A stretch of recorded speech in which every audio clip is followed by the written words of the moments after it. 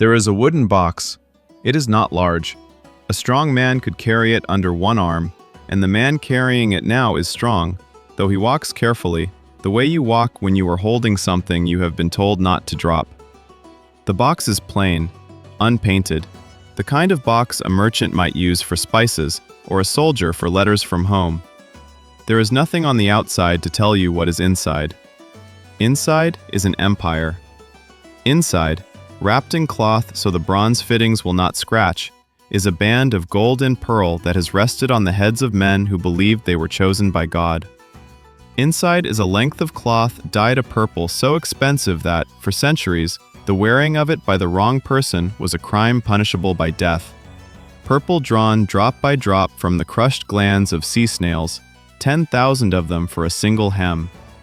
Inside is a clasp and a ring, and the small, heavy objects that for 500 years have meant one thing and one thing only to every human being from the cold rivers of the north to the burning sands of the south.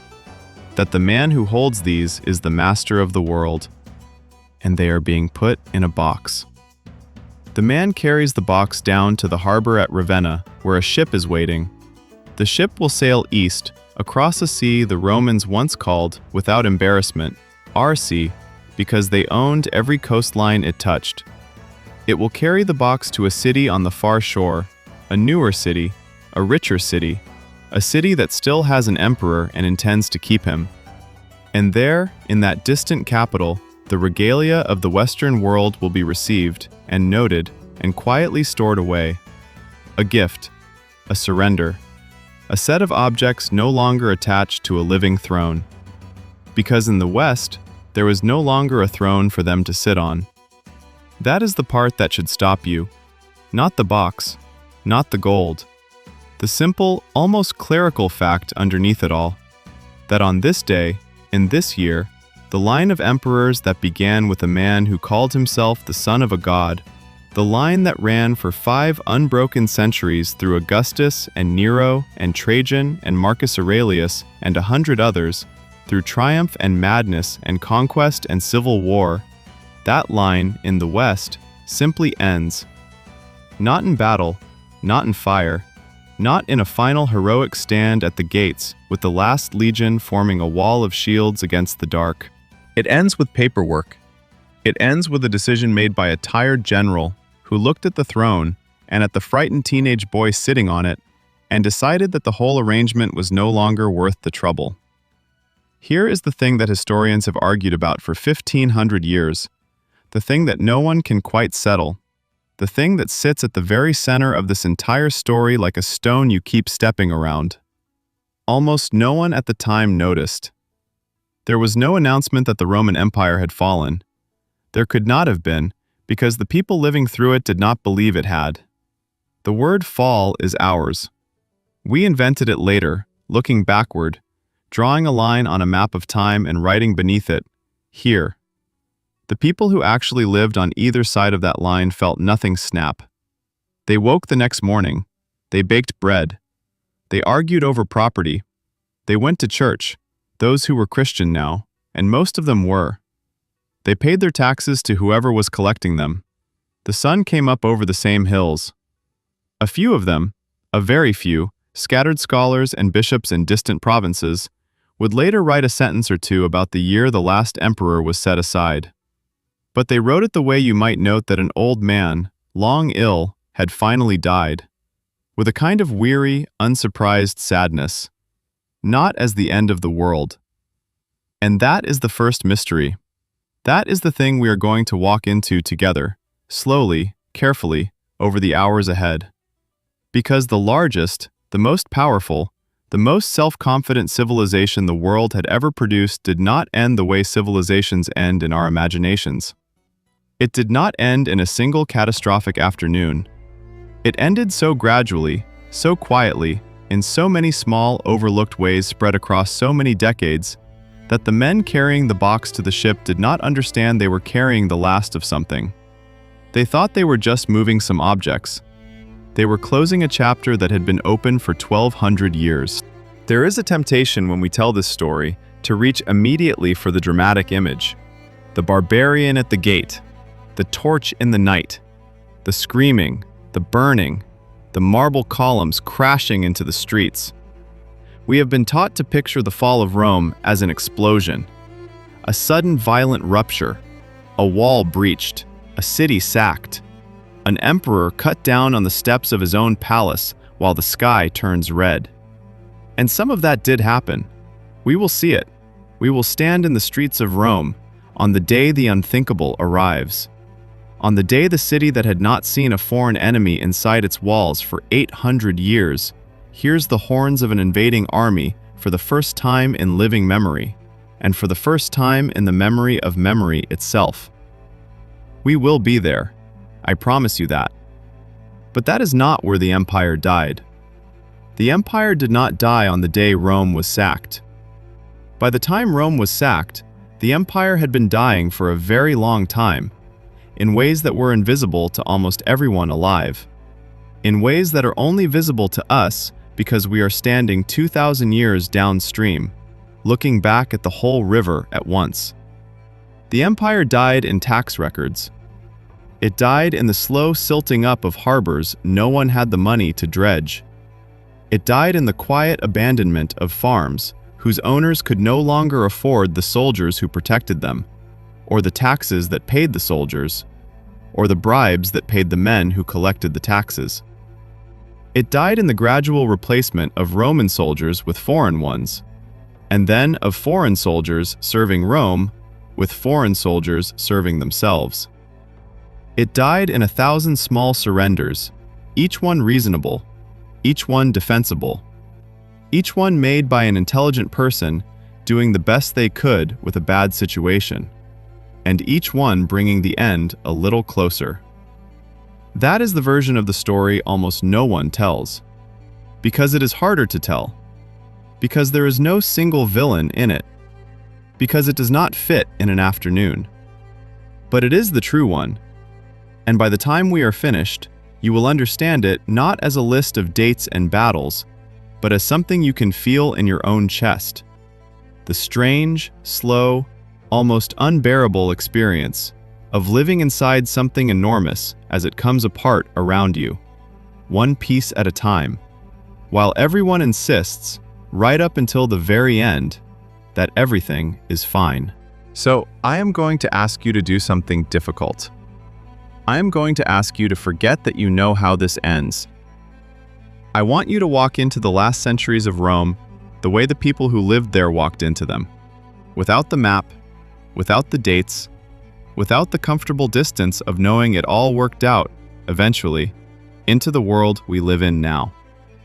I want you to feel the uncertainty they felt, the hope, the denial, the flickering, stubborn, deeply human refusal to believe that something so large, something that had always been there, something that seemed as permanent as the mountains and the sea, could possibly be ending. Because that refusal is the most important thing in this entire story. It is the thing that doomed them, and it is the thing, if we are honest, if we are very honest with ourselves in the quiet hours when no one is listening, it is the thing that still lives in us. So follow me, back across the water, back before the box and the ship and the frightened boy on the throne.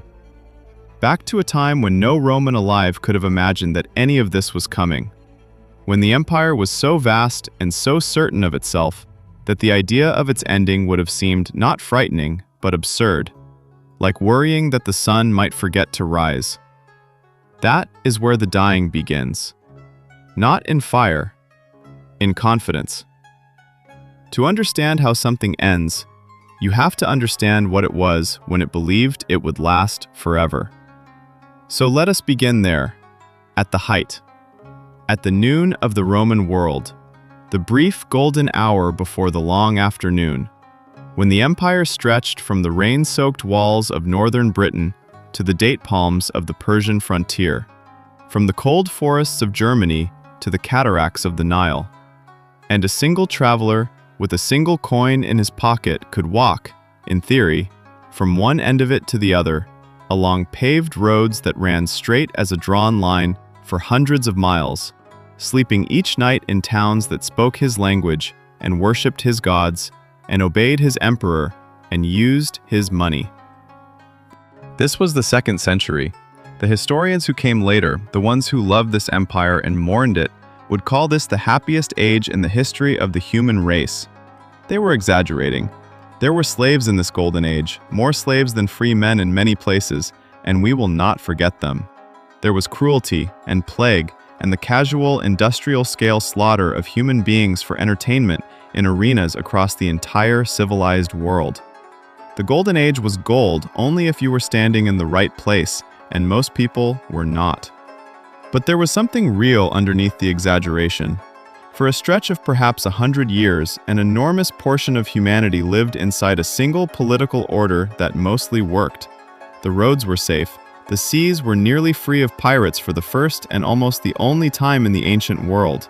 A merchant in Gaul could order spices from India and reasonably expect them to arrive. A philosopher in Syria could write a letter to a friend in Spain. The empire had grown so large and crushed its rivals so thoroughly that for the people living deep inside it, war became something that happened to other people, far away, on borders most of them would never see. And that is exactly where the danger hides. Because a civilization that has not been seriously threatened in 100 years forgets how to be afraid. It forgets that its safety was bought, and that the bill comes due, and that the men who paid the first installment are long dead, and the men who must pay the next one have grown up believing the safety was free. It builds its cities without walls, because why would you need walls? It lets its citizens forget how to fight, because why would a citizen need to fight when there are professionals far away to do it for him? It comes to believe that its dominance is not an achievement, fragile and temporary, but a fact of nature, permanent as gravity. The Romans of the Golden Age believed this completely.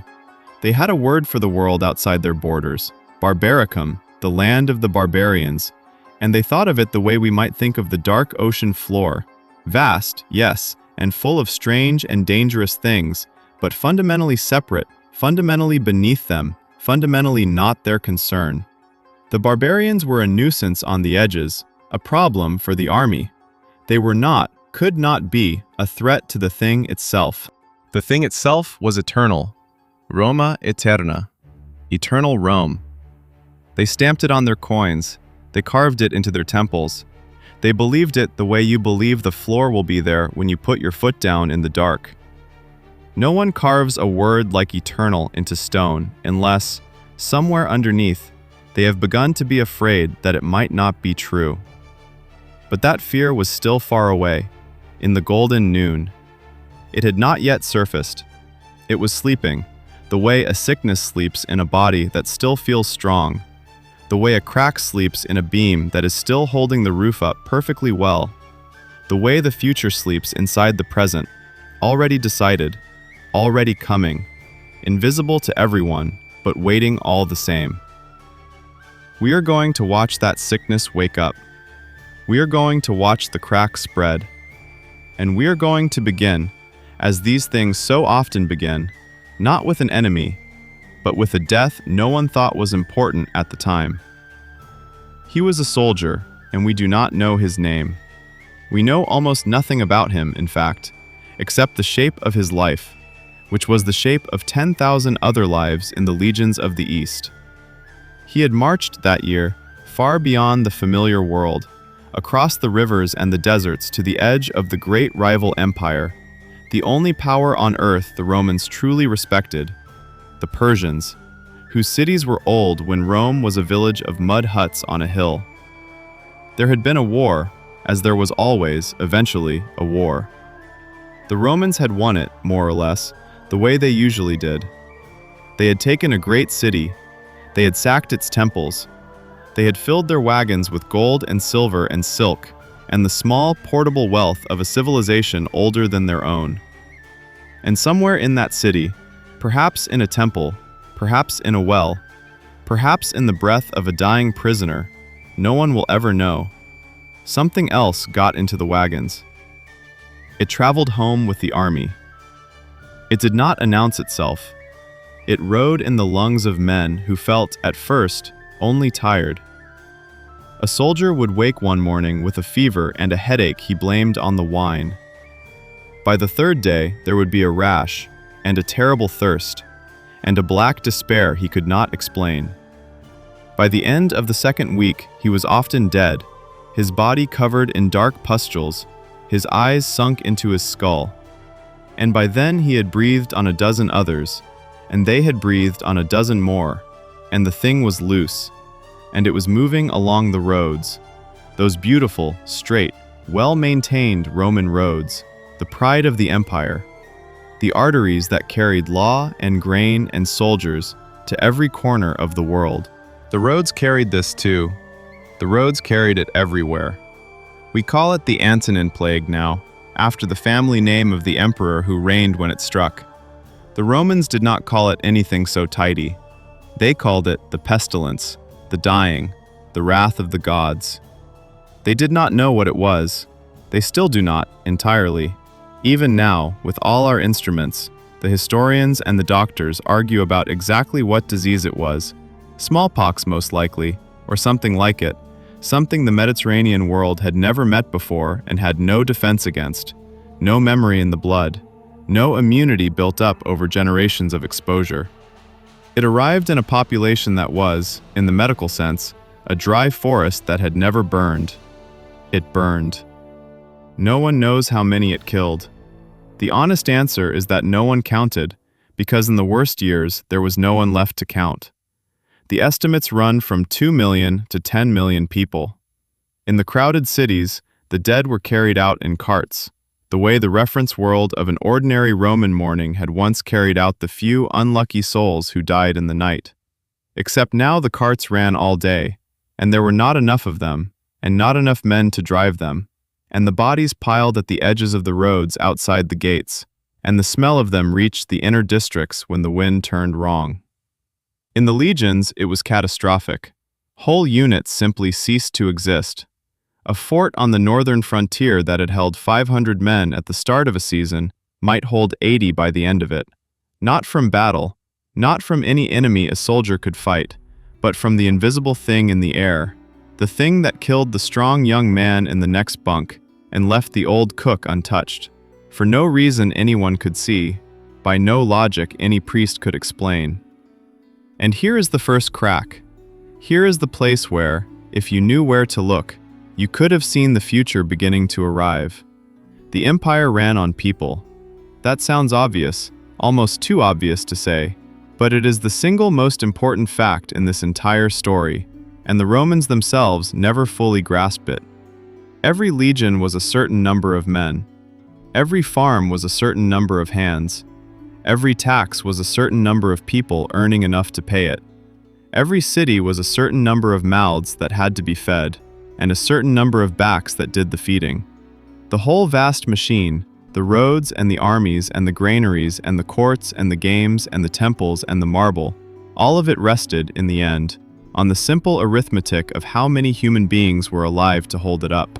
And in a single generation, the plague erased somewhere between 1 in 10 and 1 in 3 of them. You cannot lose that many people and stay the same. You cannot. The fields that the dead had farmed went to weeds. The taxes the dead had paid went uncollected. The legions the dead had filled went under strength. And the empire, needing soldiers and unable to find enough Romans to be them, began, quietly, sensibly, with the best of intentions, to do the thing that would, 2 centuries later, help to kill it. It began to hire foreigners. It began to invite the barbarians in, not as enemies at the gate, but as recruits, as settlers, as men who would farm the empty fields and stand the empty watches in exchange for land and pay and a place inside the world they had once only raided from outside. No one decided this was a turning point. There was no debate in the Senate about the long-term demographic consequences of the pestilence. There could not have been. The men living through it were not thinking about 2 centuries from now. They were thinking about this harvest, this legion, this winter. They were doing the reasonable thing, the survivable thing, the thing any sane administrator would do when half his workforce is in the ground and the borders still need watching. That is how it always happens. That is the thing I need you to feel, here, at the very beginning of the long descent.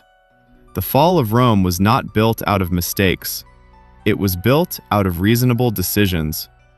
Every single step that led to the end was, at the moment it was taken, the smart move, the sensible compromise, the lesser evil, the thing that bought another year. It is only when you stand where we are standing, at the far end of the river, and look back across the whole length of it at once, that you can see the pattern those reasonable decisions made. The way they leaned, all of them, very slightly, in the same direction. The way 1,000 small, sensible steps, none of them a fall, added up, in the end, to a fall. There is a man who watched the plague come. He was the emperor, the same emperor whose family name we now attach to the dying. His name was Marcus Aurelius, and he is, by a strange accident of history, one of the very few Romans of any era whose private thoughts we can actually read. Because at night, in his tent, on campaign on the cold northern frontier where he spent most of his reign fighting tribes who kept pressing across the river, this most powerful man in the world wrote in a small private notebook. He was not writing for us. He was not writing for anyone. He was writing to himself, reminding himself how to be good, how to endure, how to die well. A man trying to keep his soul steady while everything around him shook. He never names the plague directly, but it is in every page. It is in the way he writes, over and over, about death, about how soon he will be forgotten, about how the great emperors before him are all gone and unremembered, about how the whole earth is a small point and the whole of recorded time a small interval, and how a man should therefore not cling to anything, because everything is passing, everything is on its way to being nothing, the strong and the weak and the emperor and the slave alike, all of it sliding into the same silence. He was right about that. He was righter than he knew. He died on that frontier, in the cold, with the tribes still pressing across the river and the plague still in the camp. And the historians who loved Rome would later mark his death as a kind of ending, the last of the good emperors, the last of the golden age, the closing of the long, bright noon. After him, they said, came the afternoon. They were romanticizing, but they were not wrong about the shape of it. Because Marcus Aurelius, this wise and careful and grieving man, this philosopher who understood better than almost anyone that nothing lasts, he did the one thing that the wise emperors before him had refused to do. He left the empire to his son. The emperors of the Golden Age had a custom, and it was the secret of their success, though they would not have described it that way.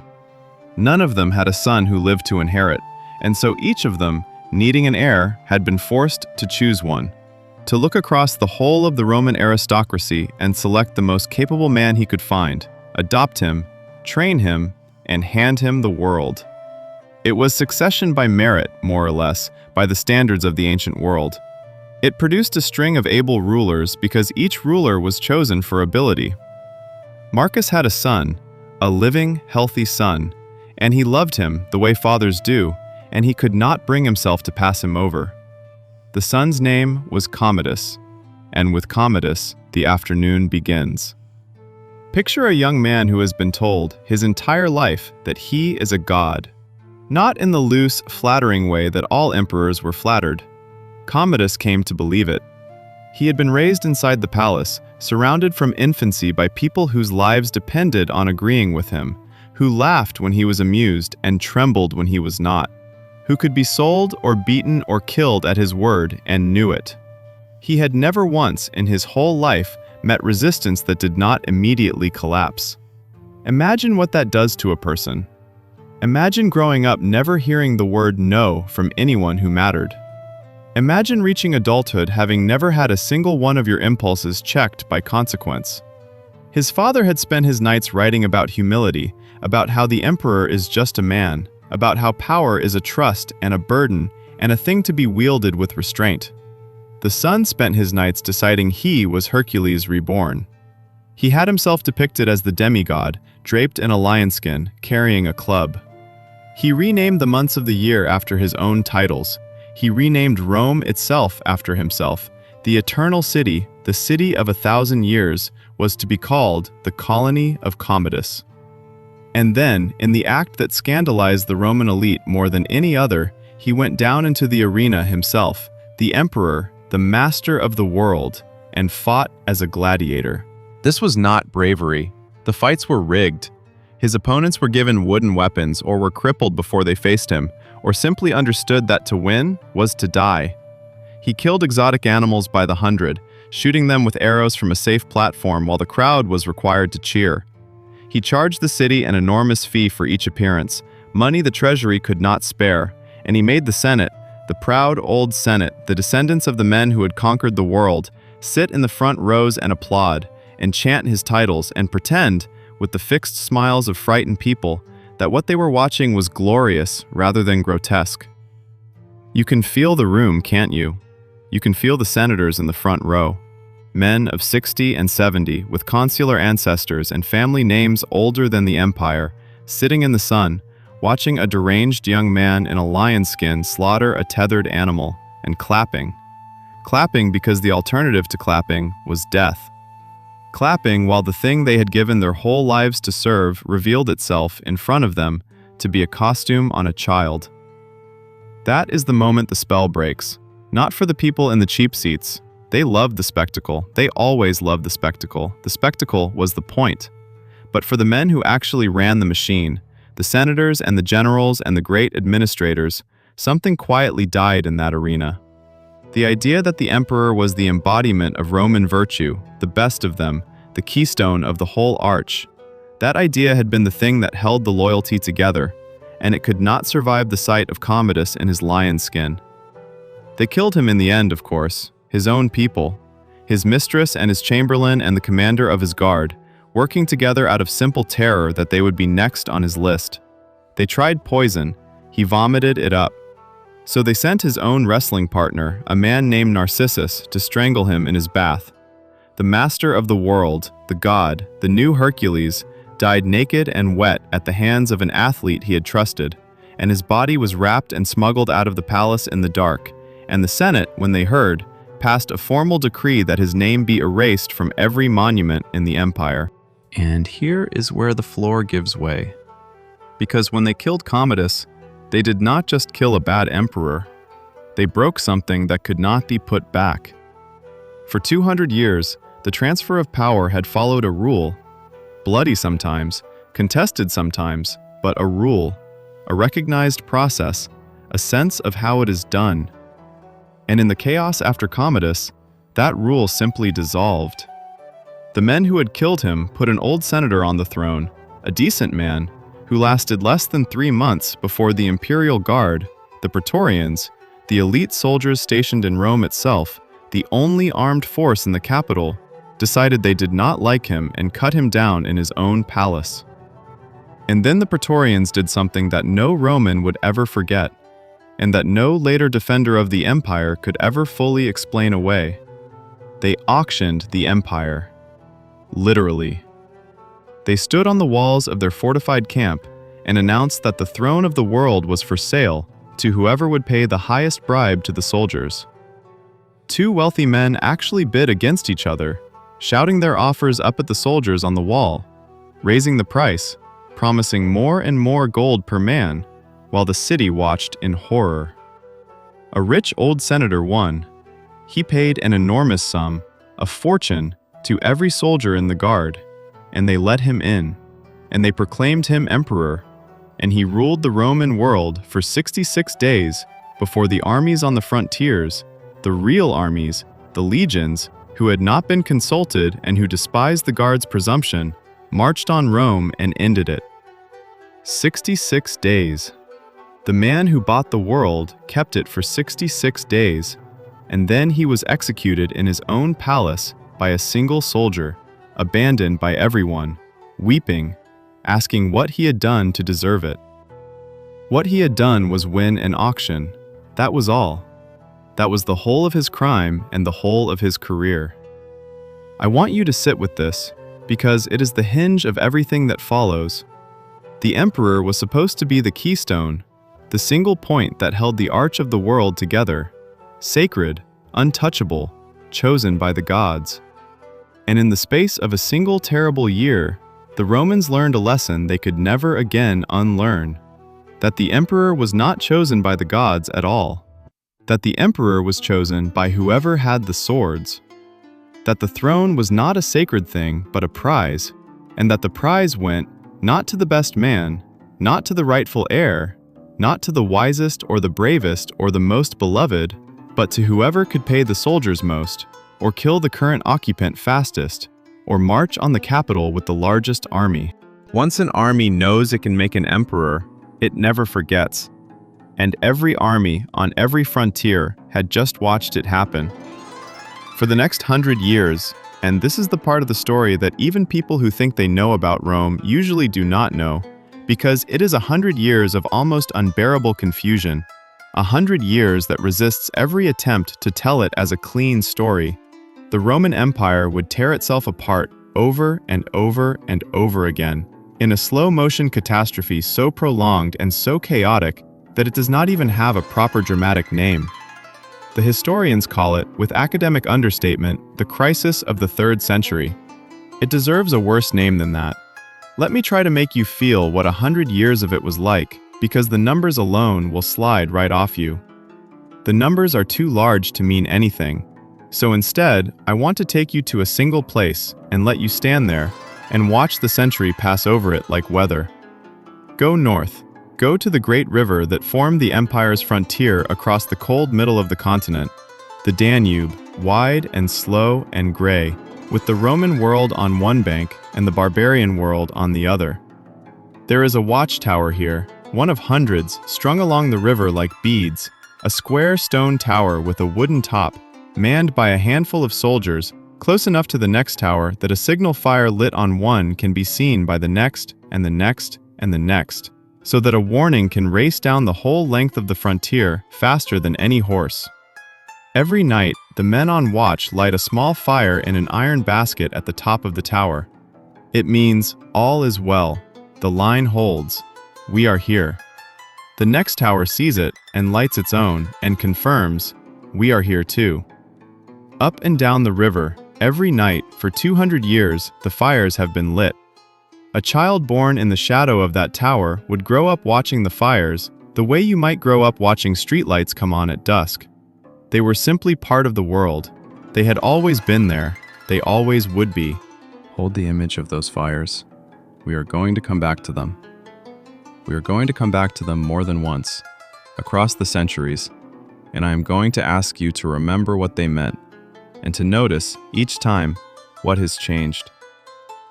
At the start of the crisis, the fires burned strong, and the men who lit them were Romans, citizens, or soldiers earning their citizenship, men with families in the fort town behind the wall, men who believed in the thing they were guarding, even if they could not have said so out loud. They drilled. They drew their pay in good silver coin. They knew that behind them, all the way back to the warm south, stood the whole weight of the empire, and that if the barbarians ever came across in force, the legions would come, and the empire would hold, because the empire always held. Then the pay stopped coming in good silver. This is one of those small, invisible things that matters more than any battle. The Roman coin, the silver denarius, had been for centuries the most trusted money in the world, a coin you could take anywhere, from Britain to Arabia, and know it was worth what it said. But the empire was running out of silver, and running out of money, and the emperors, desperate to pay the soldiers who kept making and unmaking them, did the thing that desperate governments always do. They cheated the coin. They mixed in cheaper metal. A little at first. A denarius that was 9 parts silver became 8, then 7. Then the cheating accelerated, because each emperor lasted only a year or two and needed cash now, and could not afford to think about next year, because he would very likely be dead by next year. By the worst of the crisis, the silver denarius was barely silver at all, a coin of base metal with a wash of silver on the surface, so thin that it wore off in your pocket, leaving the cheap brown metal showing through. Everyone could see it. Everyone knew. And so everyone stopped trusting the coin, and prices rose and rose and rose. Not slowly, but in great sickening lurches, the price of grain doubling and doubling again, until the savings of an entire careful lifetime would not buy a winter's bread. Think of the people inside that. Think of an old soldier who had served his 20 years, who had stood the watch on the cold river and survived, and retired with a pension and a small farm and a bag of saved coin. A man who had done everything right, everything the empire asked of him, and who lived just long enough to watch his entire life's reward turn to worthless metal in a sealed jar buried under his floor. He had not gambled it away. He had not been robbed. The thing itself, the money, the promise stamped with the emperor's face and the word eternal, the thing itself had simply rotted while he held it. We find those jars now, sometimes, the buried hoards of the 3rd century, dug up by farmers and archaeologists across what was once the Roman world. Thousands of them. And the historians have learned to read them like a record of fear. Because people bury their money when they are afraid, and they fail to come back for it only when something terrible has happened to them. Every hoard is a small story with a missing ending. Someone hid this. Someone meant to return. Someone never did. The fires on the river kept burning, but the men who lit them were no longer paid in trust. And a man who is not paid in trust begins, slowly, to think differently about the thing he is guarding. Then the barbarians came across in force. They had always been there, on the far bank, watching. But for 200 years, the empire had been strong enough, and confident enough, and united enough, that the tribes had mostly stayed on their own side, raiding occasionally, trading often, hiring on as auxiliaries, but never seriously testing the line. Now they could see what we can see. They could see the coins going bad. They could see the legions marching away from the frontier to fight each other in yet another civil war, leaving the towers thin. They could see that the giant on the other side of the river was sick.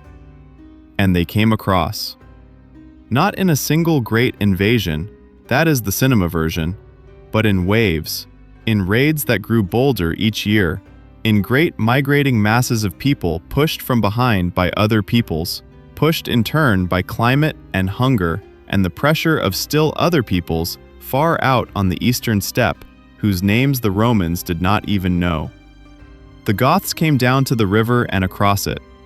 They sacked cities that had not seen an enemy in 300 years, cities with no walls because no one had ever imagined they would need walls.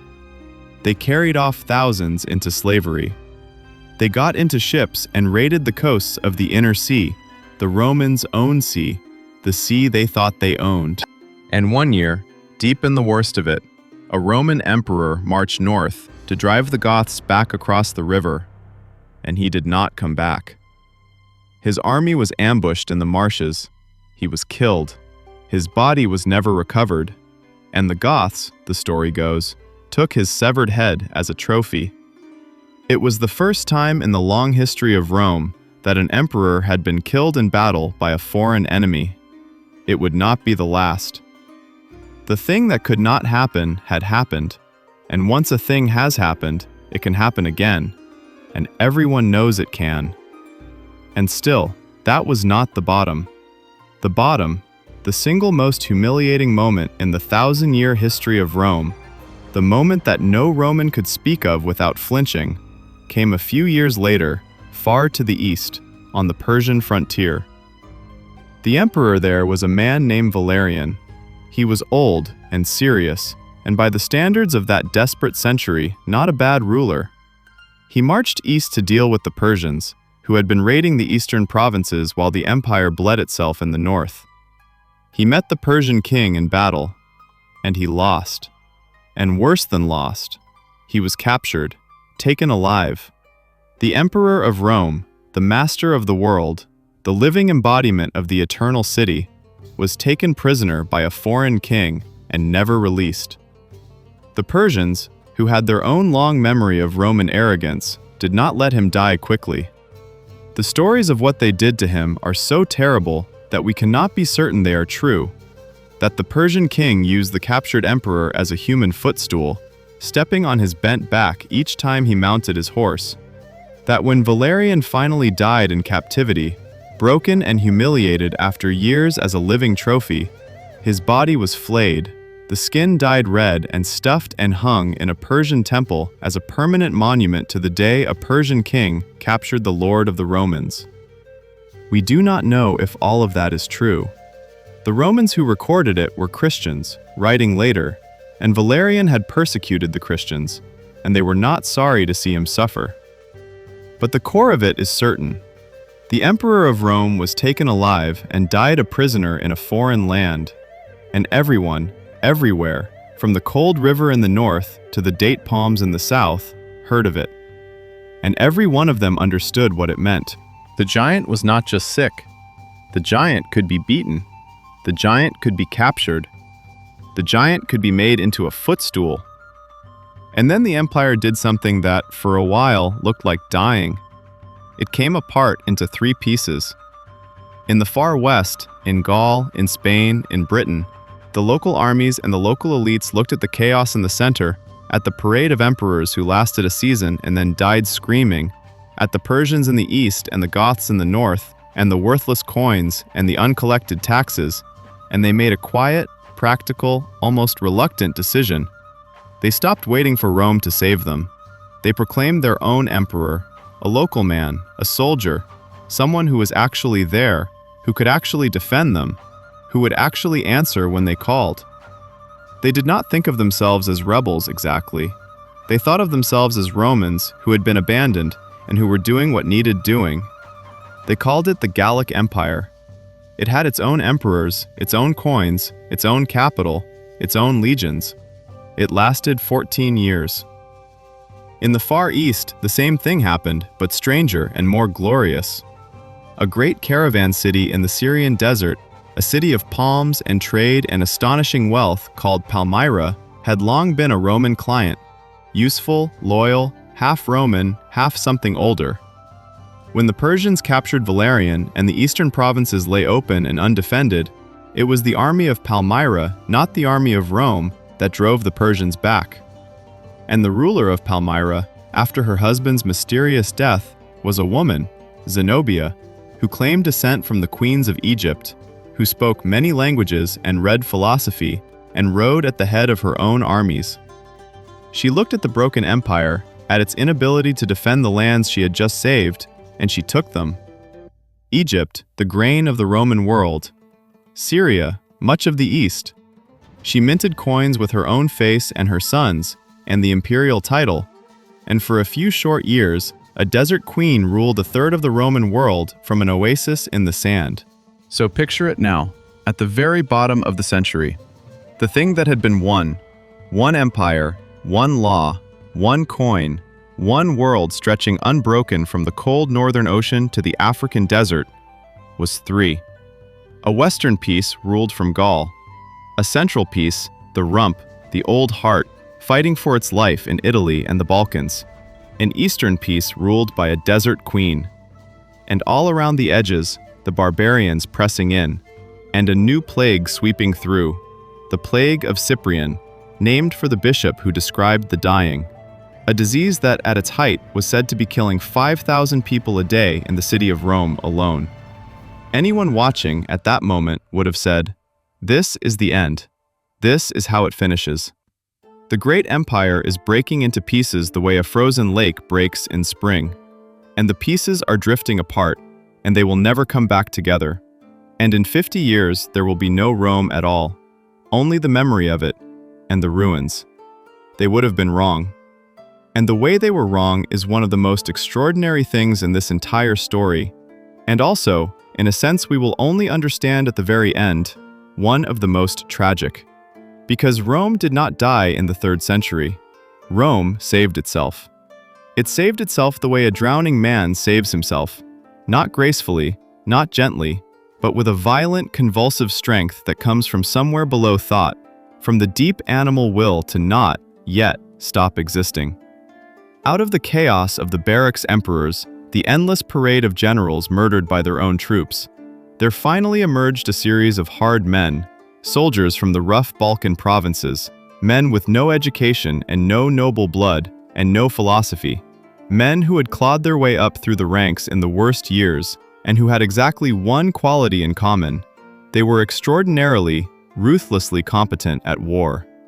One of them was named Aurelian. He reigned for only 5 years, and in those 5 years he did what had seemed impossible. He smashed the barbarians who had broken across the rivers. He marched east and destroyed the armies of Zenobia and took her, alive, and brought the desert queen back to be displayed in chains of gold in a triumph through the streets of Rome. He marched west and folded the breakaway Gallic Empire back into the whole without even having to fight a real battle, because its last emperor, seeing him come, simply surrendered, understanding that the game was over. In 5 years, one man put the broken lake back together into a single sheet of ice. They called him Restitutor Orbis, the restorer of the world. And for once, the title was not flattery. It was very nearly the truth. It is a genuinely magnificent thing, what those soldier emperors did. I do not want you to hear this story as a simple slide downhill, because it was not. The Romans fought. They fought like people who refused to die. Every time the empire seemed finished, some hard, competent man would rise out of the ranks and drag it back from the edge by main force. The 3rd century should have been the end. It was not, because a handful of brutal, brilliant men would not let it be. But, in the very year that Aurelian, the restorer of the world, was at the height of his triumph, master of a reunited empire, conqueror of the desert queen and the Gallic usurpers, the most powerful man on earth, in that very year, he did something that no Roman in the Golden Age would have believed possible. Something that told the truth about the new world more clearly than any victory. He built a wall around Rome. You have to understand what that meant. The city of Rome had not had a defensive wall in almost 600 years. There was an ancient one, half forgotten, from the very early days when Rome was one city among many rivals, but it had been swallowed up by the growing metropolis centuries before, built over, ignored, irrelevant. For 6 centuries, the capital of the world had stood open and unwalled, and this was a point of pride. It meant the city was so safe, the frontiers so distant and secure, the empire so unchallengeable, that the very idea of an enemy reaching the gates of Rome was a fantasy, a child's nightmare, an impossibility. Rome did not need walls because the wall of Rome was the entire army of the empire, 1,000 miles away on the frontiers. That was the wall. The borders were the wall. The open, undefended capital was the proof of Roman power. Only the strongest city in the world could afford to have no walls at all. And Aurelian, the restorer of the world, the man who had just reunited the empire, the great victor, Aurelian built a wall around it. A massive wall, 12 miles long, 19 feet thick at the base, with gates and towers, encircling the entire sprawling capital. Because for the first time in 600 years, a sober and intelligent and victorious Roman emperor looked at the situation honestly and concluded that the unthinkable thing, a barbarian army at the gates of Rome itself, was no longer unthinkable. That it might happen in his lifetime, that the open city was a luxury the empire could no longer afford. The walls he built still stand today. You can walk along them, you can touch the brick, and if you know what they mean, they are one of the saddest sights in the world, because they are a monument not to Rome's strength, but to the precise moment Rome admitted, in stone, in the middle of a great triumph, that it had begun to be afraid. The man who carved Roma Eterna on his coins was the same man who wrapped the eternal city in a wall, because he no longer entirely believed his own coins. That is the 3rd century. That is the bottom that was not quite the bottom. The empire survived, but it survived as a different thing. The golden noon, the unwalled confidence, the world that took its own permanence for granted, was gone, and it was not coming back. What came back was something harder, more frightened, more militarized, more desperate. A survivor.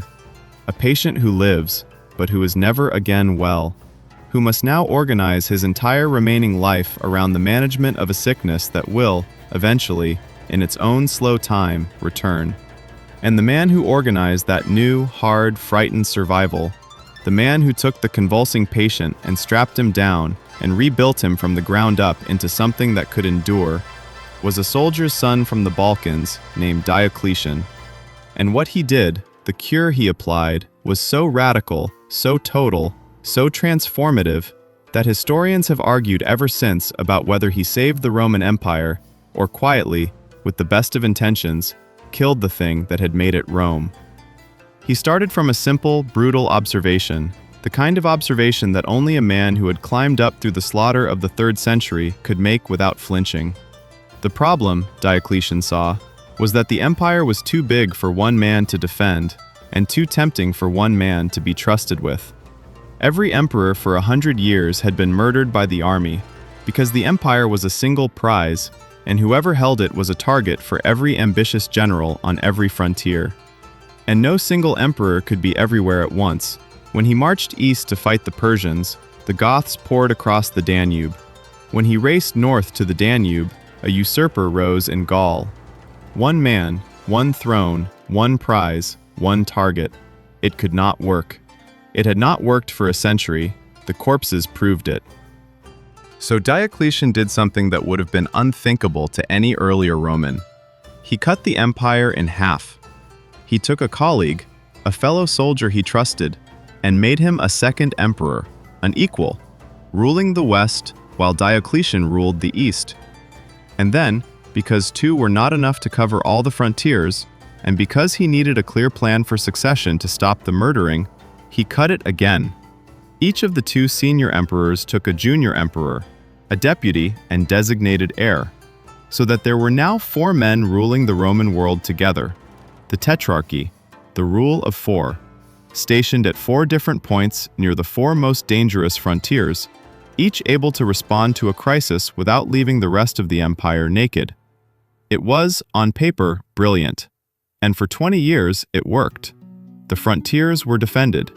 The usurpers stopped rising, because there was no single throne to seize and no naked, unguarded province to seize it from. The murders mostly stopped. The empire, for the first time in a century, had a government that could actually govern. But look at what it cost. Look closely, because the cost is the whole point.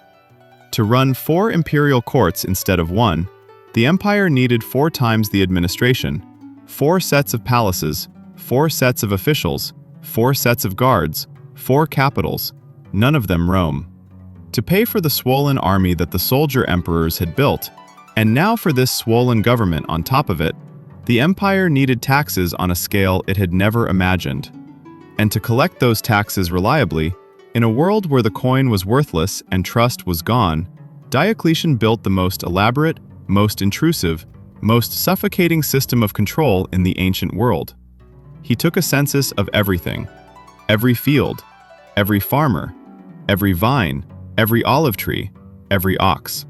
He calculated, down to the unit, what each piece of the empire could produce, and he taxed it, increasingly not in worthless money, but in goods, in grain and oil and cloth and labor taken directly. And then, to make sure the tax base could never shrink, never wander off, never escape, he did the thing that changed the texture of ordinary life more than any battle ever had. He froze people in place. If your father was a baker, you would be a baker. If your father was a soldier, you would be a soldier. If you farmed a particular piece of land, you and your children and your children's children were bound to that land. Not slaves exactly, but not free to leave either, tied to the soil so the tax assessor would always know where to find the hands that worked it. The free farmer of the old republic, the citizen soldier who had conquered the world, slowly hardened into a new kind of person, the colonist, the bound tenant, registered, assessed, and rooted to one patch of earth from birth to death, his future and his children's futures decided before they were born. Think about what that does to a life. Think about a boy on a farm in the cold north who looks at the world and dreams, as boys do, of being something else. A soldier, a trader, a sailor, a man who sees the sea. And think of the slow dawning, as he grows, of the understanding that he will not, that he cannot, that the law itself has decided he will die within sight of the field he was born in, doing the work his father did, paying the tax his father paid, and that his own son will do the same.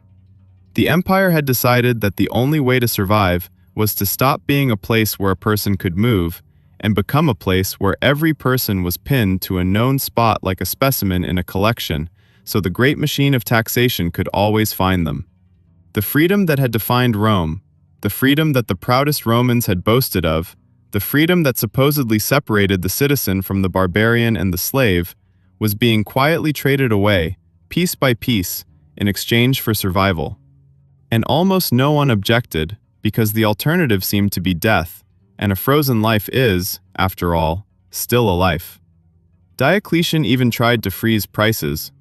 When the worthless coins kept driving the cost of everything upward, he issued a famous edict that simply commanded prices to stop rising, listing thousands of goods and the maximum legal price of each, and threatening death to any merchant who charged more. It did not work. It could not work. Merchants simply stopped selling rather than sell at a loss. Goods vanished from the markets, and the law became a dead letter within a few years, a monument to the touching belief that you can command an economy the way you command a legion. But the impulse behind it is the thing to notice. The instinct of the late empire, in every sphere, was the same. When something is slipping out of control, grab it harder. Freeze it. Bind it. Command it to stop. Pin it down. You cannot pin down a civilization. But they tried. They tried with all their strength, and the trying changed them into something their ancestors would not have recognized. And then there was the matter of the Christians. By Diocletian's time, the strange new faith that had begun as a tiny persecuted sect in a far eastern province had spread quietly through every level of Roman society, into the army, into the bureaucracy, into the imperial household itself.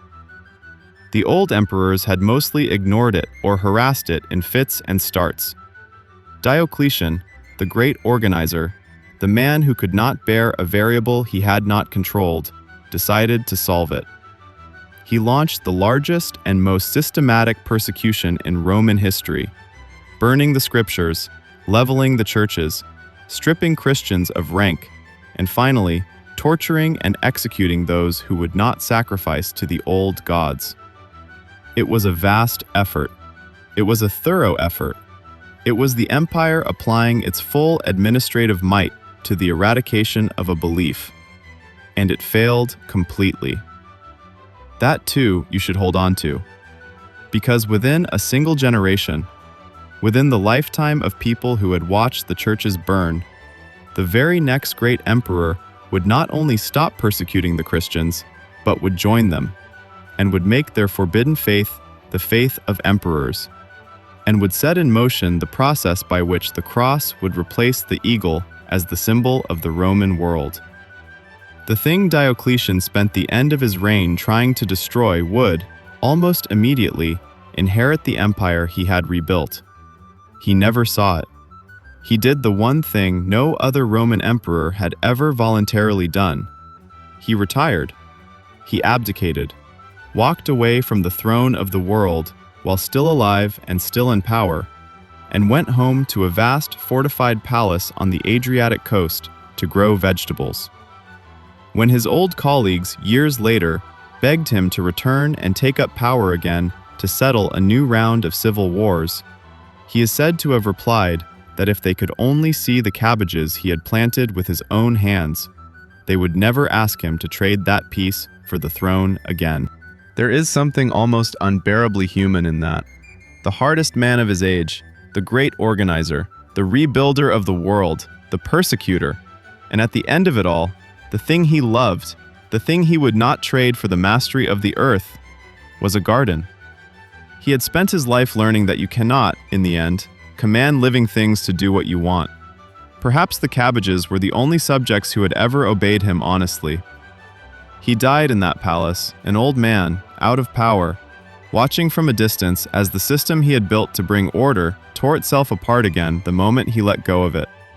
And he watched too, if he lived long enough, and the dates suggest he did, as a young, ambitious, ferociously capable new emperor rose in the west, won a great battle at a bridge outside Rome under a sign he claimed to have seen in the sky, and changed the direction of the entire river of history. His name was Constantine, and he did two things that would echo until the end of Rome and far, far beyond it. Two things that, more than any battle, mark the true turning of the West toward its long ending. He gave the empire a new god, and he gave it a new Rome. The battle came at a bridge over the Tiber, the same river that runs through Rome, the river that had carried the city's water and its trade and its dead for 1,000 years. Constantine was marching on Rome to take the throne from a rival, and the night before the battle, so the Christians who loved him would tell it ever after, he saw something in the sky. A sign, a cross of light above the sun, and words, "By this, conquer." He ordered the symbol painted on his soldiers' shields, and the next day he won, and his rival drowned in the Tiber trying to flee across the broken bridge, and Constantine rode into Rome the master of the Western world. And he gave the credit not to Jupiter, not to the old gods of the Roman state, not to the divine ancestors whose statues filled the Forum, but to the God of the Christians, the God whose followers Diocletian had been burning alive a decade before. We will never know what was truly in his mind, whether he believed, fully and simply, the way a child believes, whether he calculated, coldly, that this rising faith was the coming thing, and a wise emperor binds himself to the coming thing, whether it was both at once, the way real human conviction usually is, genuine belief and shrewd advantage braided together so tightly that not even the man himself could have told you where one ended and the other began. He was not baptized until he lay dying, decades later, which some have read as cynicism and others as the opposite. A man so awed by the faith that he waited until the last possible moment to be washed clean, so that he would carry the fewest possible sins into eternity. What we know is the consequence. The persecuted faith became the favored faith, and then the official faith, and the long process began by which the Roman Empire, the empire of 1,000 gods, the empire whose entire public life had been woven through with sacrifice and augury and the worship of the divine emperor himself, became something new, a Christian empire, where the old temples slowly emptied and fell silent, where the old gods became first illegal and then merely embarrassing and finally forgotten, where the very meaning of being Roman shifted under people's feet from one generation to the next. This is one of the great, quiet earthquakes of the whole story, and it is easy to rush past it, so I want to slow down. Because for the people living through it, it was not an abstraction. It was the experience of watching the spiritual foundation of the world dissolve. Imagine being an old man in a provincial town, a man raised in the old ways, who had as a boy poured wine on the family altar to the spirits of his ancestors, who had watched the sacred fires and prayed to the gods of the hearth and the field and the city, the same gods his father prayed to, and his father's father, back and back into the founding mist. And imagine watching, in your own lifetime, all of it become first questionable, then shameful, then forbidden. The temples your grandfather helped fund standing empty, the festivals that had marked the turning of every year quietly canceled, your own grandchildren looking at your altar, your little household gods, the smooth-worn statues your family had prayed to for 300 years, and seeing not holiness, but error, sin, the relics of a darkness the new faith had come to dispel. Whatever you think of the old gods or the new one, and that is not for me to settle here in the dark, 2,000 years downstream, there is a particular human grief in watching the sacred itself change shape while you are still alive to remember the old shape. The old man's whole inner world, the map of heaven he had carried since childhood, was being redrawn around him, and there was nothing he could do but watch and grow quiet and take his prayers indoors and eventually take them to the grave. That is the first thing Constantine did. He changed the god. The second thing he did changed the body of the empire itself, and it is the thing that, more than any other single decision, sealed the fate of the West. He built a new Rome. He chose a site far to the east, a small old Greek town on a narrow strait of water where Europe and Asia almost touch, where the great trade routes of the world crossed, defensible on three sides by the sea, commanding the passage between the inner sea and the outer, perfectly placed to watch both the Persian frontier and the Danube. And there, with the full might of the imperial treasury, he built a city to rival Rome itself. He filled it with palaces and forums and a great hippodrome and churches and the looted treasures of the older world. Statues and monuments dragged from every corner of the empire to adorn the new capital. He gave it walls and a senate and free grain for its people, just like Rome. He named it after himself, Constantinople, the city of Constantine. And the center of gravity of the Roman world began, slowly, to slide eastward, toward the new city, and away from the old one. Here is why that mattered so much, and here is the seed of everything that follows. So listen closely, because this is the hinge on which the whole rest of the story swings. The East was rich, the West was not. The eastern provinces, Egypt with its endless grain, Syria, Asia Minor, Greece, held the oldest cities, the densest populations, the deepest reserves of wealth and trade and skilled labor. The West, Italy, Gaul, Spain, Britain, North Africa, was poorer, emptier, more agricultural, more exposed. For centuries this had not mattered, because the empire was one, and the wealth of the East could pay for the defense of the West, and the grain of the East could feed the cities of the West, and the whole thing balanced.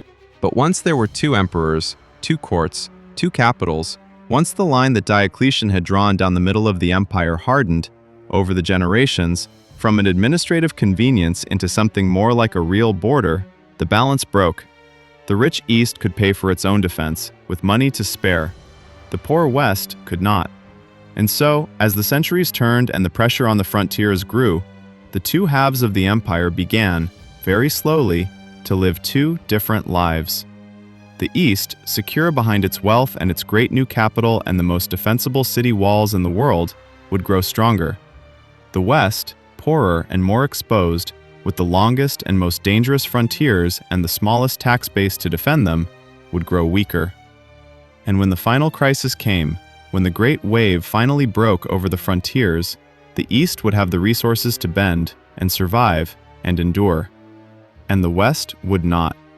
The Roman Empire would not fall. That is the thing almost everyone gets wrong. The Roman Empire would survive the year of the box and the ship and the boy on the throne by nearly 1,000 years. It would survive in the East, in Constantine's city, calling itself Roman to the very end, until a final siege 1,500 years from the founding of Rome. The Roman Empire did not fall in the 5th century. The Western Roman Empire fell, the poorer half, the exposed half, the half that contained the city of Rome itself, the original, the namesake, the eternal city, which would end its days not as the capital of the world, but as a half-abandoned provincial town, its million people dwindled to a few tens of thousands huddled among the ruins, its emperors long since fled to safer cities, its glory entirely in the past. And the reason the western half fell while the eastern half lived was set in motion more than anything else by Constantine's choice to build his new Rome in the east and to pour the future into it. He did not know what he was doing. He thought he was strengthening the empire, and in a sense he was. He was building the fortress that would let half of it survive. But every coin spent on the walls of Constantinople was a coin not spent on the defense of Gaul. Every imperial attention turned east was an attention turned away from the west. The lifeboat was being built, but there was only room in it for half. For a few decades after Constantine, the great river of history seemed almost to slow, to pool, to give the people living in it the illusion of calm. There were emperors and civil wars and the ordinary churn of late Roman politics. There was even, briefly, a strange and beautiful and doomed attempt to turn back the clock. A young emperor named Julian, raised Christian, who had secretly fallen in love with the old gods and the old philosophy, and who, when he came to the throne, tried to undo Constantine's revolution and restore the worship of the ancient deities. He reopened the temples, he wrote philosophy. He tried, by the sheer force of one brilliant melancholy will to make the old world live again. It was already too late. The old gods were a memory even to the man trying to revive them. He worshipped them the way you might love a language no one speaks anymore, with great learning and great longing, and no living community to share it. The Christians, now the majority, simply waited him out. And Julian, marching east on a grand campaign against the Persians, trying, perhaps, to win the kind of overwhelming military glory that might let him reshape the empire's soul by force, took a spear in the side in a desert skirmish and died in his tent at 31. With him died the last serious attempt to be the old Rome. Every emperor after him would be Christian. The pagan world, the world of 1,000 years of temples and sacrifices and household gods, was over, and the man who had tried hardest to save it was its final casualty. But these were ripples on the surface. The real current, the deep current, the one that was carrying the West toward the falls, ran underneath all of it, and it ran in two channels. The first was the army. I told you, long ago, at the very beginning of this descent, that the plague had forced the empire to start hiring foreigners to fill the gaps in its legions. That trickle, over 2 centuries, had become a flood. By the 4th century, the Roman army, the army that defended the Roman world, that fought its battles, that guarded its frontiers, was, to an enormous degree, no longer Roman. It was German, it was Gothic, Frankish, Vandal, drawn from the very peoples it was supposed to be holding back. Whole units, whole armies, were barbarian warriors fighting under Roman command, for Roman pay, increasingly led by their own chieftains who held Roman military titles. The greatest generals of the late Western Empire would themselves be of barbarian blood, men who had risen to command the entire Roman military machine, while their cousins, sometimes literally their cousins, ruled tribes on the far side of the river. Now, this was not in itself a catastrophe. People make too much of it. The Romans had always absorbed outsiders. That was one of their genuine geniuses, the thing that had let a single city conquer a world.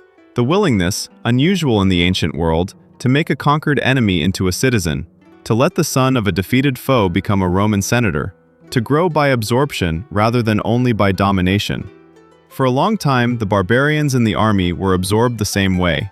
They served, they earned citizenship, they intermarried, their grandchildren were Romans who happened to have foreign names.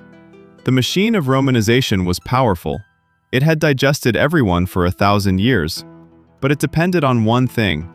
It depended on the barbarians coming in slowly enough and in small enough numbers that the empire could digest them, could teach them the language, the law, the loyalty, the deep unspoken sense of being Roman, faster than they arrived. As long as they trickled in, they became Roman. The danger was if they ever came in faster than they could be absorbed.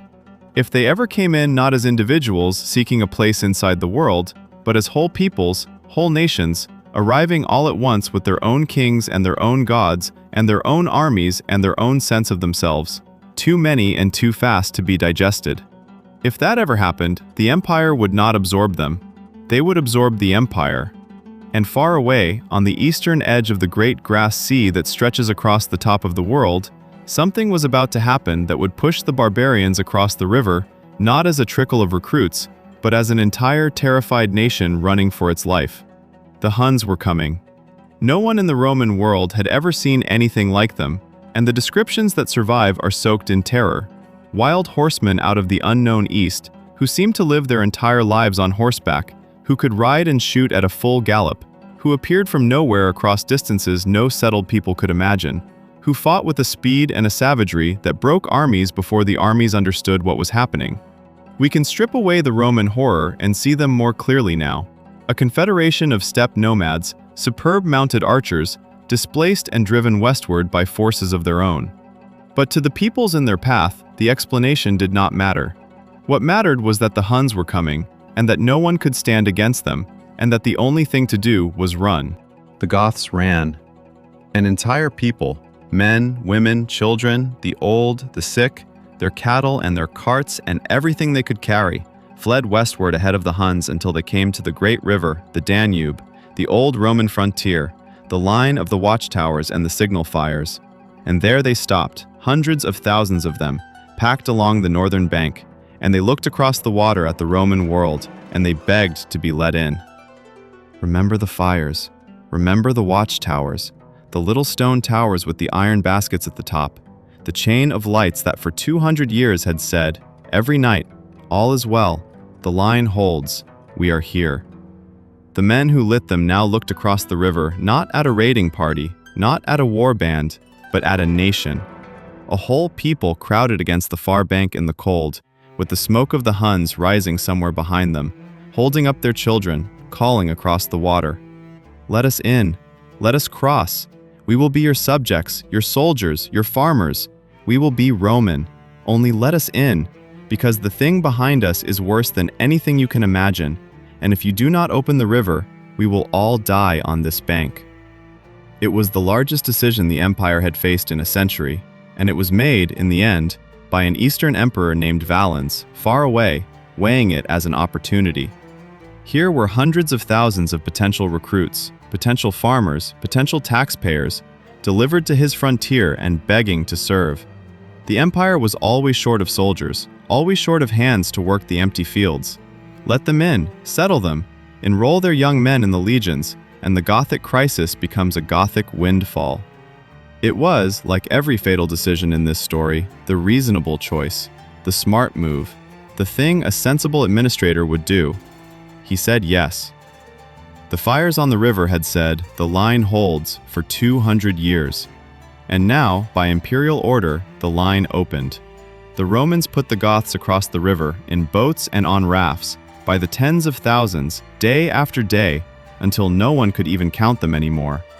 The frontier that had held since the time of the unwalled Golden City simply dissolved, on purpose, by permission, in a spirit of practical opportunism. And then the Romans on the ground, the local officials, the supply officers, the men actually responsible for feeding and settling the sudden flood of desperate humanity, did what corrupt and overstretched officials do. They saw not a humanitarian crisis, but a chance to get rich. They withheld the food the refugees had been promised. They sold them dogs to eat at ruinous prices. They demanded, the sources say, that starving Gothic parents hand over their own children into slavery in exchange for enough grain to keep the rest of the family alive for another week. They herded a frightened, armed, desperate, freshly betrayed nation into camps and squeezed them and abused them and humiliated them in the confident assumption that the barbarians would simply endure it the way the bound farmers of the interior endured everything. The Goths did not endure it. They rose. A starving, betrayed, desperate, and, crucially, armed nation rose against the people who had let them in and then abused them, and the revolt spread across the Balkans like fire across the dry summer grass.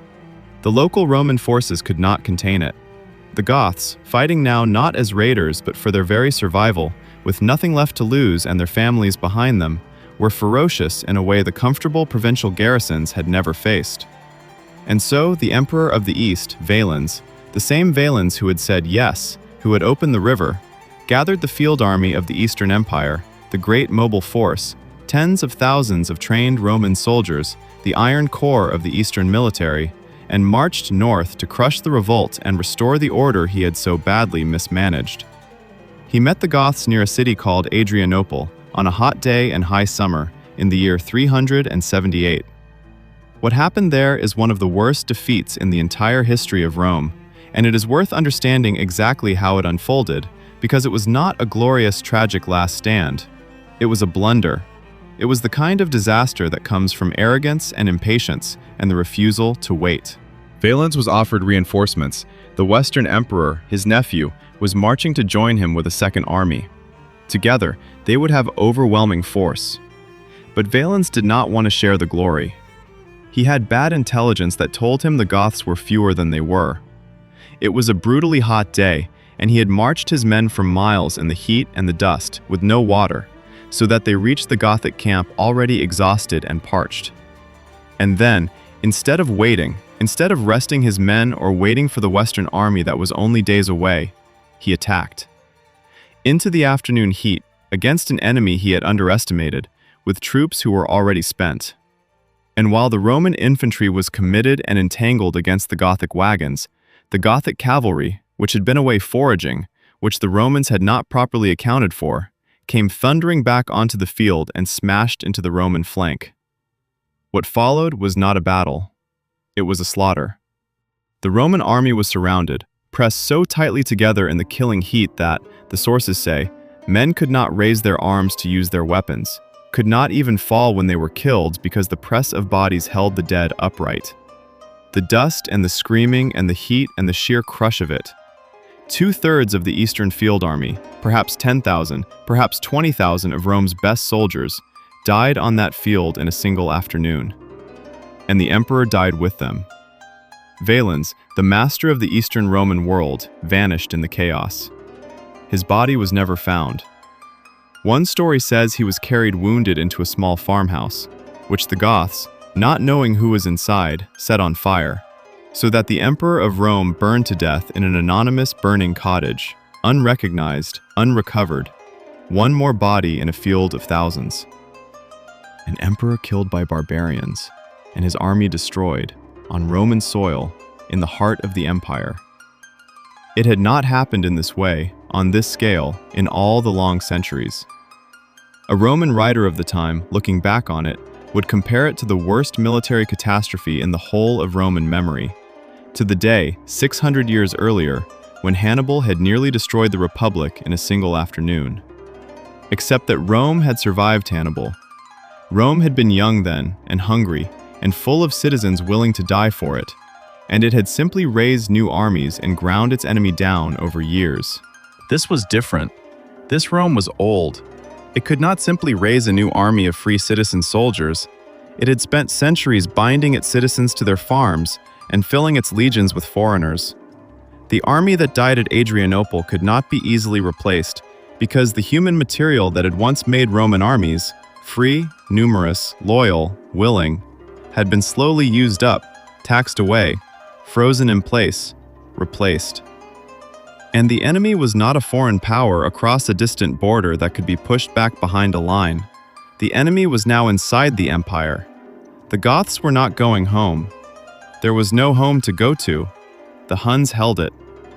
The Goths were here, on Roman soil, victorious, undefeated, an entire armed nation in the middle of the Roman world, and there was no force left that could remove them. This is the moment the second channel of the deep current breaks the surface. Up until now, the barbarians inside the empire had been individuals, soldiers, recruits, settlers, absorbed one by one into the Roman body. After Adrianople, that was finished. Now there was a whole people inside the borders that the empire could neither expel nor digest.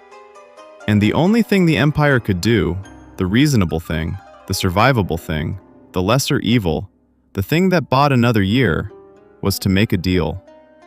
The next emperor, a hard and capable Spaniard named Theodosius, could not defeat the Goths, so he negotiated with them. He settled them inside the empire as a people, not as scattered individuals to be Romanized, but as a nation, on their own land, under their own leaders, fighting in Roman armies as a distinct Gothic bloc, keeping their own identity, their own kings, their own sense of themselves. It was the first time the empire had ever granted such a thing on its own soil, a nation within the nation, a barbarian people living inside the Roman world, serving it and threatening it at the same time, loyal as long as they were paid and respected, dangerous the moment they were not. The precedent was set, and over the next decades, as more peoples came across the crumbling frontiers, driven by the Huns, by hunger, by the simple gravitational pull of the empire's wealth, the deal would be made again and again and again, until the Western Roman Empire was less a state than a patchwork of barbarian nations nominally under a Roman emperor, each with its own army, its own territory, its own ambitions. All of them theoretically Roman, and none of them quite Roman, all held together by an increasingly threadbare fiction that there was still, somewhere, an empire giving the orders. Theodosius held it together by sheer force of personality and skill. He was the last man to rule both halves of the Roman world, East and West, as a single empire. the last one.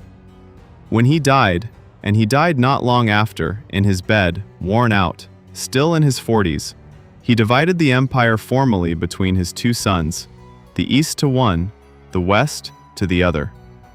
It had been divided before, many times, for administrative convenience, always with the understanding that it was still one empire with two managers. This division was different, though no one announced it as such. This one never healed. The line that ran down the middle of the Roman world, the line Diocletian had first drawn, the line that Constantine's new eastern capital had deepened, the line that the growing gap between the rich east and the poor west had widened, that line, after Theodosius, became permanent. The two halves would never again be ruled as one. They would drift apart, the way two ships drift apart when the rope between them finally parts. Slowly at first, and then, once the distance opens, with terrible speed. And the two sons who inherited the two halves were boys, children, incapable of ruling. Each of them was, in practice, controlled by a powerful general, a regent, a strong man who held the real power behind the child's throne.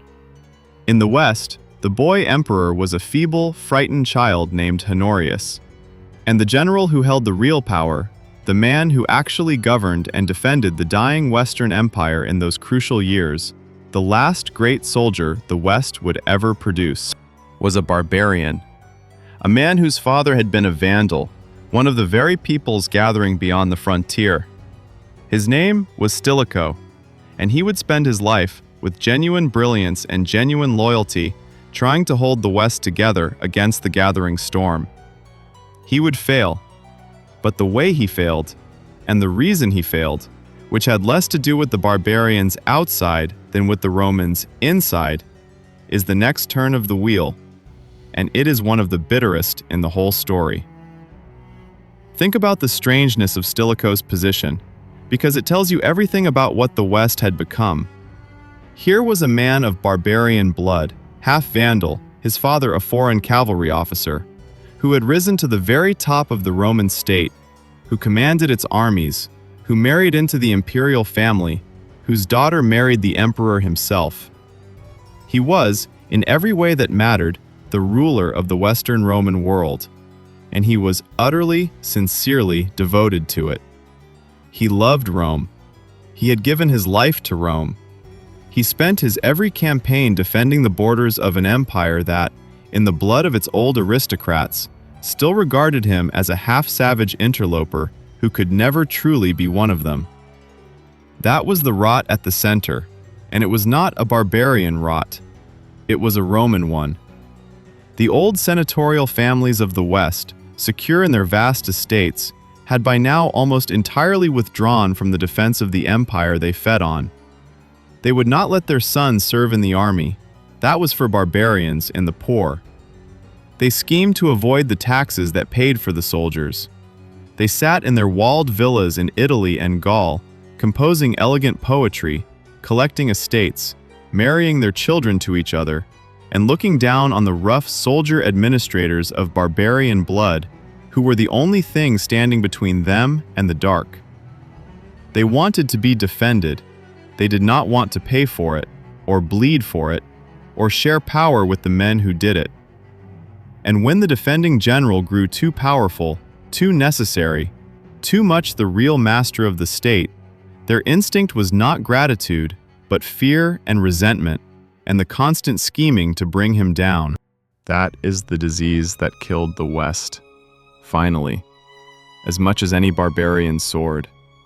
A ruling class that had become a parasite on its own civilization, that enjoyed the fruits of the empire while refusing every one of the duties that had created it, that would rather see the whole thing fall than share its wealth and its status with the men actually holding it up. So while Stilicho fought, the court schemed against him, and the wars came faster now. There was a Gothic king named Alaric, one of the Goths settled inside the empire after Adrianople, a man of real ability, who had served in the Roman armies, who wanted, more than anything, a permanent and honorable place for his people inside the Roman world. Land, a command, recognition, a future. Again and again he tried to get it by negotiation, and again the Roman court, out of pride or treachery or simple inability to keep a promise, denied him or cheated him. And so again and again he turned to the only language the empire seemed to respect, and marched his army through the Roman provinces to extract by force what he could not get by agreement. He was not, in his own mind, an enemy of Rome. He was a man trying to find a home for his people inside it, by whatever means it left him. Stilicho fought him, beat him, and, repeatedly, controversially, spared him. Because Stilicho understood something the Roman court was too proud to understand: that the Goths could not be destroyed, only managed, and that a living Alaric who could be bargained with was worth more than a dead one who would simply be replaced by someone worse. And then, in the dead of one terrible winter, the frontier broke open in earnest. Far to the north, the great river Rhine, the western counterpart of the Danube, the other long line of watchtowers and signal fires that had held back the barbarian world for 4 centuries, froze solid. And across the ice, in the last days of the year, came not a war band, but a migration. Whole peoples, Vandals, Alans, Sueves, entire nations on the move, pouring across the frozen river into Gaul, with no Roman army positioned to stop them, because the soldiers who should have guarded the Rhine had been pulled away to deal with other crises, because there were always more crises than soldiers now, because the empire had reached the point where every wall it manned left another wall bare. The fires on the Rhine went out that winter, and they did not come back on.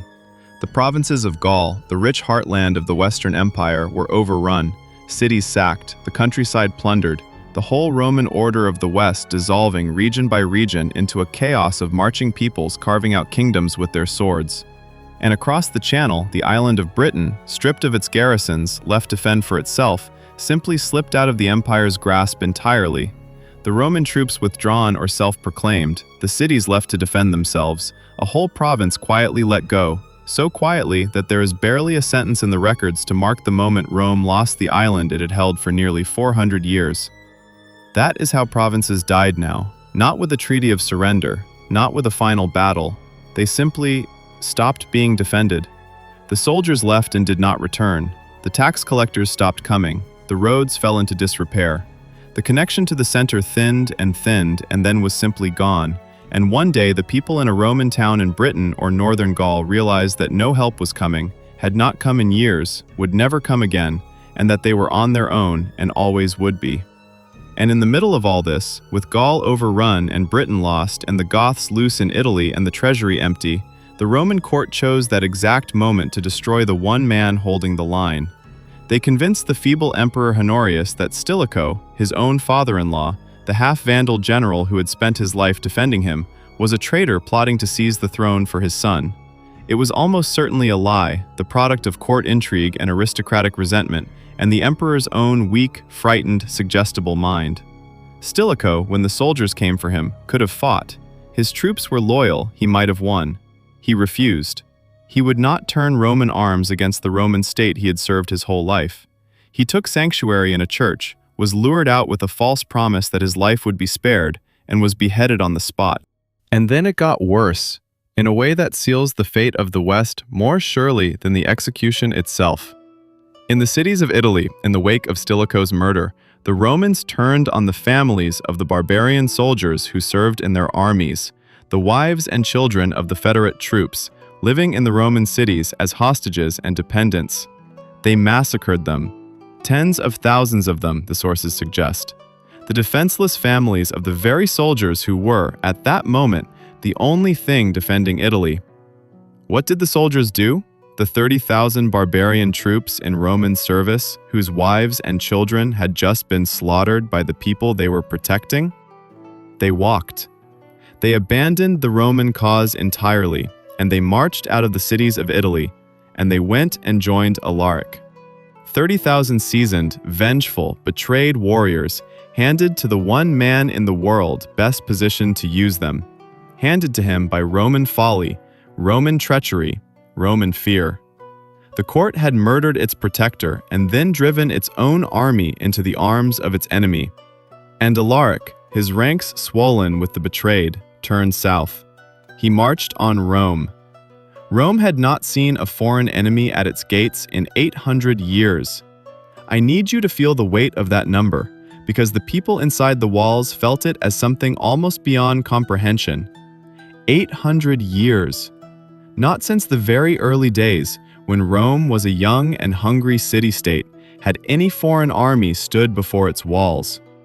Across the entire span of Roman greatness, the conquest of Italy, the wars against Carthage, the building of the world empire, the Golden Age, the crisis, the recovery, all of it, no enemy had reached the city itself. Generations had been born, had lived their whole lives, and had died, secure in the absolute certainty that whatever happened on the distant frontiers, Rome itself was safe. The city was inviolable. It was the one fixed point. It was the thing that did not happen. And now there was a Gothic army camped outside the walls, and the gates were shut, and no relief was coming, because the emperor and his court had fled to the safety of a marsh-ringed city in the north, and were, by all accounts, more concerned with their own survival than with the fate of the old capital. Alaric did not want to destroy Rome. I want to be clear about this, because it matters to the texture of what happened. He still wanted what he had always wanted: a deal, a home for his people, land and recognition, and a future inside the Roman world. The siege was leverage. He blockaded the city, cut off its food, and waited, expecting the terror of a hungry Rome to force the distant emperor to finally negotiate in good faith. But the emperor in his northern marsh would not deal, and so Rome starved. The descriptions that survive are terrible. The price of food rose beyond all reach. The poor died first, as the poor always do. There were reports, whispered, then less whispered, of people eating things that human beings should not eat. The bodies could not be buried fast enough or carried out through the besieging lines, and they lay in the streets, and the smell of the dying city rose over the walls. The Romans sent envoys to Alaric to negotiate. They tried, at first, to threaten him. They told him the city held a vast and warlike population that would fight to the last. Alaric, the story goes, simply laughed, and replied that the thicker the grass, the easier it is to cut. They asked him what he would leave them, if they surrendered all their gold and silver and treasure. "Your lives," he is said to have answered. Twice the city bought him off with enormous ransoms: gold, silver, silk, pepper, the stripped wealth of 8 centuries of empire, handed over the walls to make him go away. Twice he withdrew, and twice the faithless court in the north refused to make the lasting deal that would have ended it, refused to give Alaric the honorable settlement that was the only thing he actually wanted, out of pride, out of contempt for the barbarian, out of the same blind aristocratic certainty that the unthinkable could not really happen. Until one August night, it happened. Someone opened a gate. We do not know who or exactly why. Perhaps treachery, perhaps a slave seeking freedom, perhaps simply someone who could no longer bear the starving and chose any ending over more of it. The Salarian gate swung open in the dark, and the horns of the Goths sounded inside the walls of Rome, and the city that had not heard an enemy's war horn within its walls for 800 years heard it now, in the night, echoing off the marble. For 3 days the Goths sacked Rome. By the standards of ancient sacks, it was restrained. Alaric was a Christian, of a sort, and he ordered the great churches spared, and many Romans who fled to them survived. It was not the total annihilation that the word sack might suggest. The city was not burned to the ground. Most of the population lived. But it was, all the same, 3 days of plunder and fire and terror in the streets of the eternal city. Palaces stripped, mansions burned, the accumulated treasure of centuries carried off, women assaulted, the great families of Rome fleeing as refugees to Africa and the East, the unthinkable made real in the most concrete and undeniable way. Barbarian warriors walking through the forum, looting the houses of senators, doing as they pleased in the heart of the world. And then, after 3 days, Alaric and his Goths simply left, marching south, still looking, even now, even after this, for the home they had never been given, dragging the loot of Rome behind them. The physical damage was, in the end, recoverable. Rome had been hurt, not killed. The walls still stood. Most of the people survived. Within a generation, the city would be functioning again, after a fashion. But the idea of Rome, that was shattered in a way that could never be repaired. Because the one thing everyone had known, the bedrock certainty under the entire civilized world, the fact so basic that no one had ever even thought to question it, Rome itself is safe. Rome itself is eternal.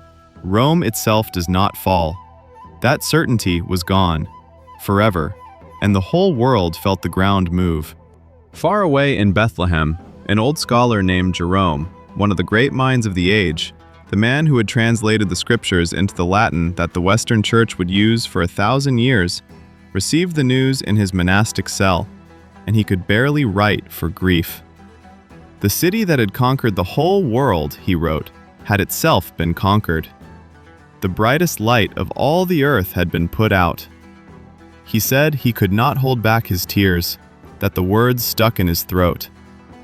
He had spent his life serving God and translating Holy Writ, and he had assumed, the way everyone assumed, that Rome was simply part of the permanent furniture of creation. And now Rome had fallen. And if Rome could fall, then nothing was safe. Then the end of all things must surely be near. And in North Africa, in the city of Hippo, another great mind, perhaps the greatest of the age, a bishop named Augustine, heard the news and was moved to write a book in response to it. Because the sack of Rome had produced, among the empire's surviving pagans, a furious accusation. This happened because we abandoned the old gods. For 1,000 years, they said, we worshipped the gods of Rome, and the gods kept Rome safe and made it great. Then we abandoned them for this new Christian god, and within a century, Rome fell. The gods have punished us. The Christians have doomed the world. Augustine's answer to that accusation became one of the most important books ever written. He argued that no earthly city, not even Rome, was ever meant to be eternal. That all human cities, all empires, all the works of men are passing things, built on pride and destined to fall. And that the only truly eternal city is not made of stone and is not of this world at all. It was, in a sense, the moment Western thought made its peace with the fall of Rome, before the fall had even finished happening. The moment a great mind looked at the dying empire and said, "Of course it dies. Everything human dies. Stop expecting otherwise. Build your hope on something that cannot be sacked." It is a profound answer. It is perhaps the truest answer. But notice what it really is underneath the theology. It is the sound of the most thoughtful people in the Roman world beginning, for the first time, to let go. To stop expecting Rome to last. To turn their deepest hopes away from the empire and toward something beyond it. The faith that had inherited Rome was already, quietly, preparing to outlive it. And here is the strangest thing of all, the thing that brings us right back to where we began, to the central mystery of this whole long story. After all that, after the unthinkable siege, the starvation, the open gate, the 3 days of sack, the shattering of the world's oldest certainty, the grief that rang from Bethlehem to Africa, nothing, in a sense, happened. Alaric died within months of leaving Rome, suddenly, of illness, before he ever found his people their home. His Goths buried him, the legend says, in the bed of a river they diverted and then let flow back over the grave, killing the slaves who dug it, so that no one would ever know where the conqueror of Rome lay. They wandered on, and eventually were settled, given their land at last, in Gaul and Spain, the very thing Alaric had spent his whole life seeking, granted finally to his successors. The emperor in his northern marsh remained on his throne. The Western Empire, battered, smaller, poorer, continued. There was still an emperor in the West. There were still consuls and senators and tax collectors and the whole apparatus of the Roman state, limping on, insisting that everything was, fundamentally, fine. The sack of Rome, the event we remember as the symbol of the fall, was not the fall. The empire survived it by 66 more years. The denial reasserted itself almost immediately. The world had moved, the certainty had cracked, and yet life went on. The bread was baked, the taxes were collected, the fiction was maintained. Because human beings cannot live in a permanent state of apocalypse. Because eventually you have to get up and bake the bread, even if the world is ending. Because the mind simply cannot hold the knowledge of its own civilization's death for very long without looking away. They looked away. And the dying went on underneath the looking away, the way it always had, quiet, impatient, and unstoppable, while everyone insisted that the worst was behind them. It was not behind them. Let me take you away from the emperors now. Let me take you away from the great events and the famous names, down to the level where the fall was actually lived. Because the people in the marble palaces are not where the dying really happened. The dying happened in 10,000 ordinary places to 10,000 ordinary people who never read a word Augustine wrote and never heard Jerome weep, and who experienced the end of the Roman world not as a date or a battle, but as the slow draining away of everything that had made their lives make sense. Go back to a villa in Gaul. Not a palace, a working estate, a great farm, the kind that had covered the countryside of the Western Empire for centuries, with its big stone house and its bathhouse, and its mosaics and its barns, and its fields stretching to the horizon, worked by the bound tenants and the household slaves. The whole self-contained world that had fed the cities and paid the taxes and formed the backbone of Roman civilization in the West. 100 years before, this villa had been part of a vast and intricate web. Its grain went to market in a city 40 miles away, carried on good roads, paid for in trusted coin. Its owner read the latest poetry that arrived from Rome, drank wine shipped from Italy and Spain, sent his sons to be educated in the rhetoric that every gentleman needed, served his term in the local government, and lived, for all that he was hundreds of miles from the capital, a fully Roman life, connected, lettered, secure, part of something vast and humming and alive. Now watch it come apart, slowly, across 3 generations, the way the people living it watched it come apart. Never all at once, never with a single moment you could point to and say, there, that is when it ended. The grandfather's generation still lived the old way, mostly. The roads were worse than they had been, and the bandits were a problem they had not been before, and the taxes had become crushing, ruinous, far heavier than in the old days, because the shrinking empire was trying to squeeze the same revenue from a smaller and smaller base. But the markets still functioned. The coin, though debased, still circulated. Letters still came. Rome was far away and troubled, but Rome was still there.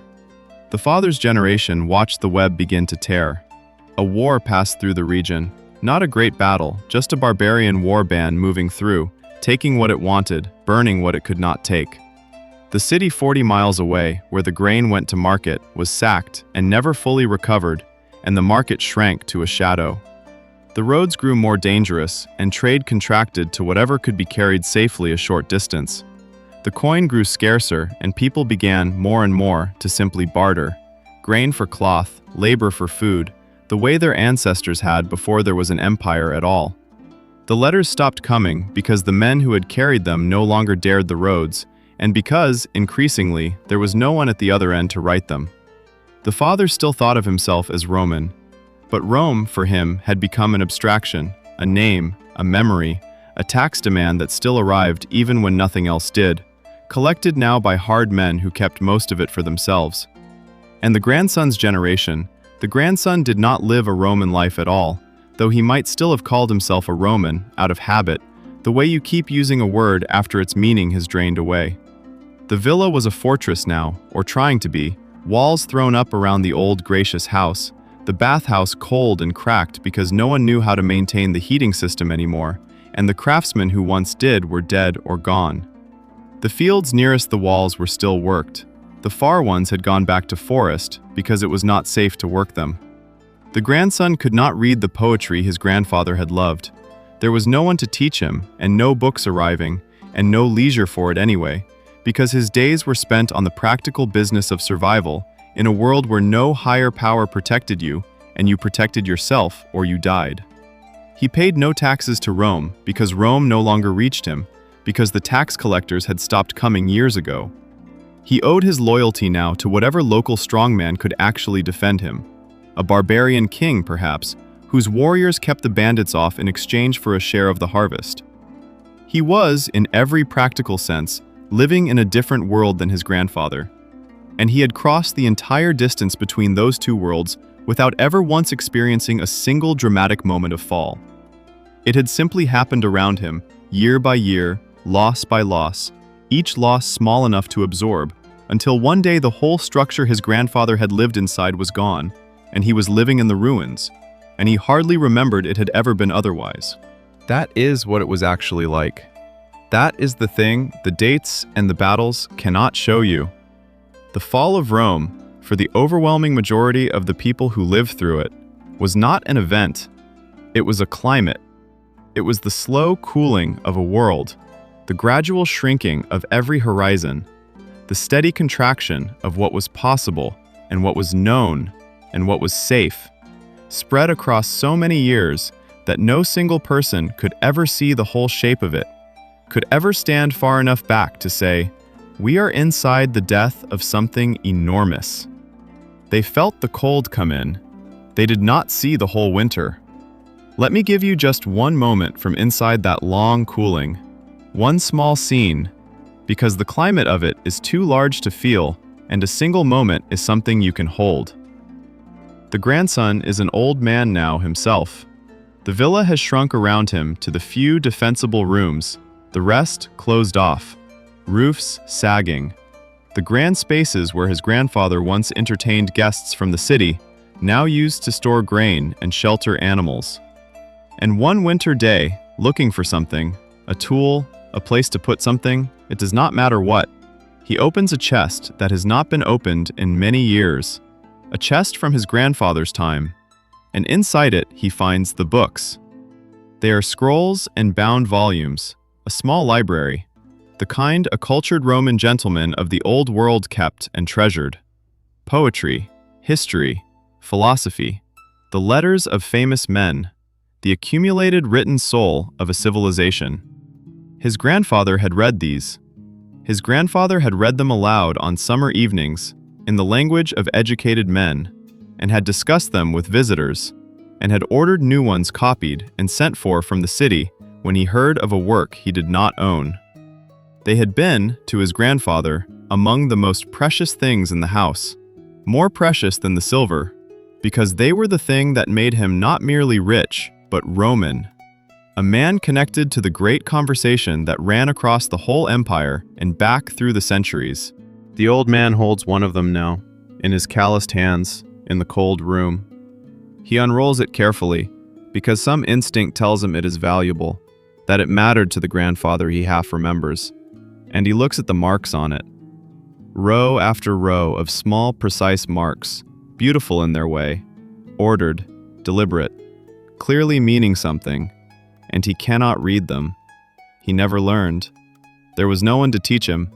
The tutors stopped coming in his father's time, and there was no money for them anyway, and no leisure, and, this is the thing, no reason. Because what use is reading in a world where nothing arrives to be read, and no one you will ever meet can read either? He grew up needing to know how to defend a wall, how to judge a harvest, how to tell a true man from a false one, how to survive. And none of those things are written in books. And the man who can do all of them and cannot read his own grandfather's library is not a failure. He is simply a man shaped by his world, as every man is. He looks at the marks. He knows they are words. He knows they once spoke. He cannot hear them.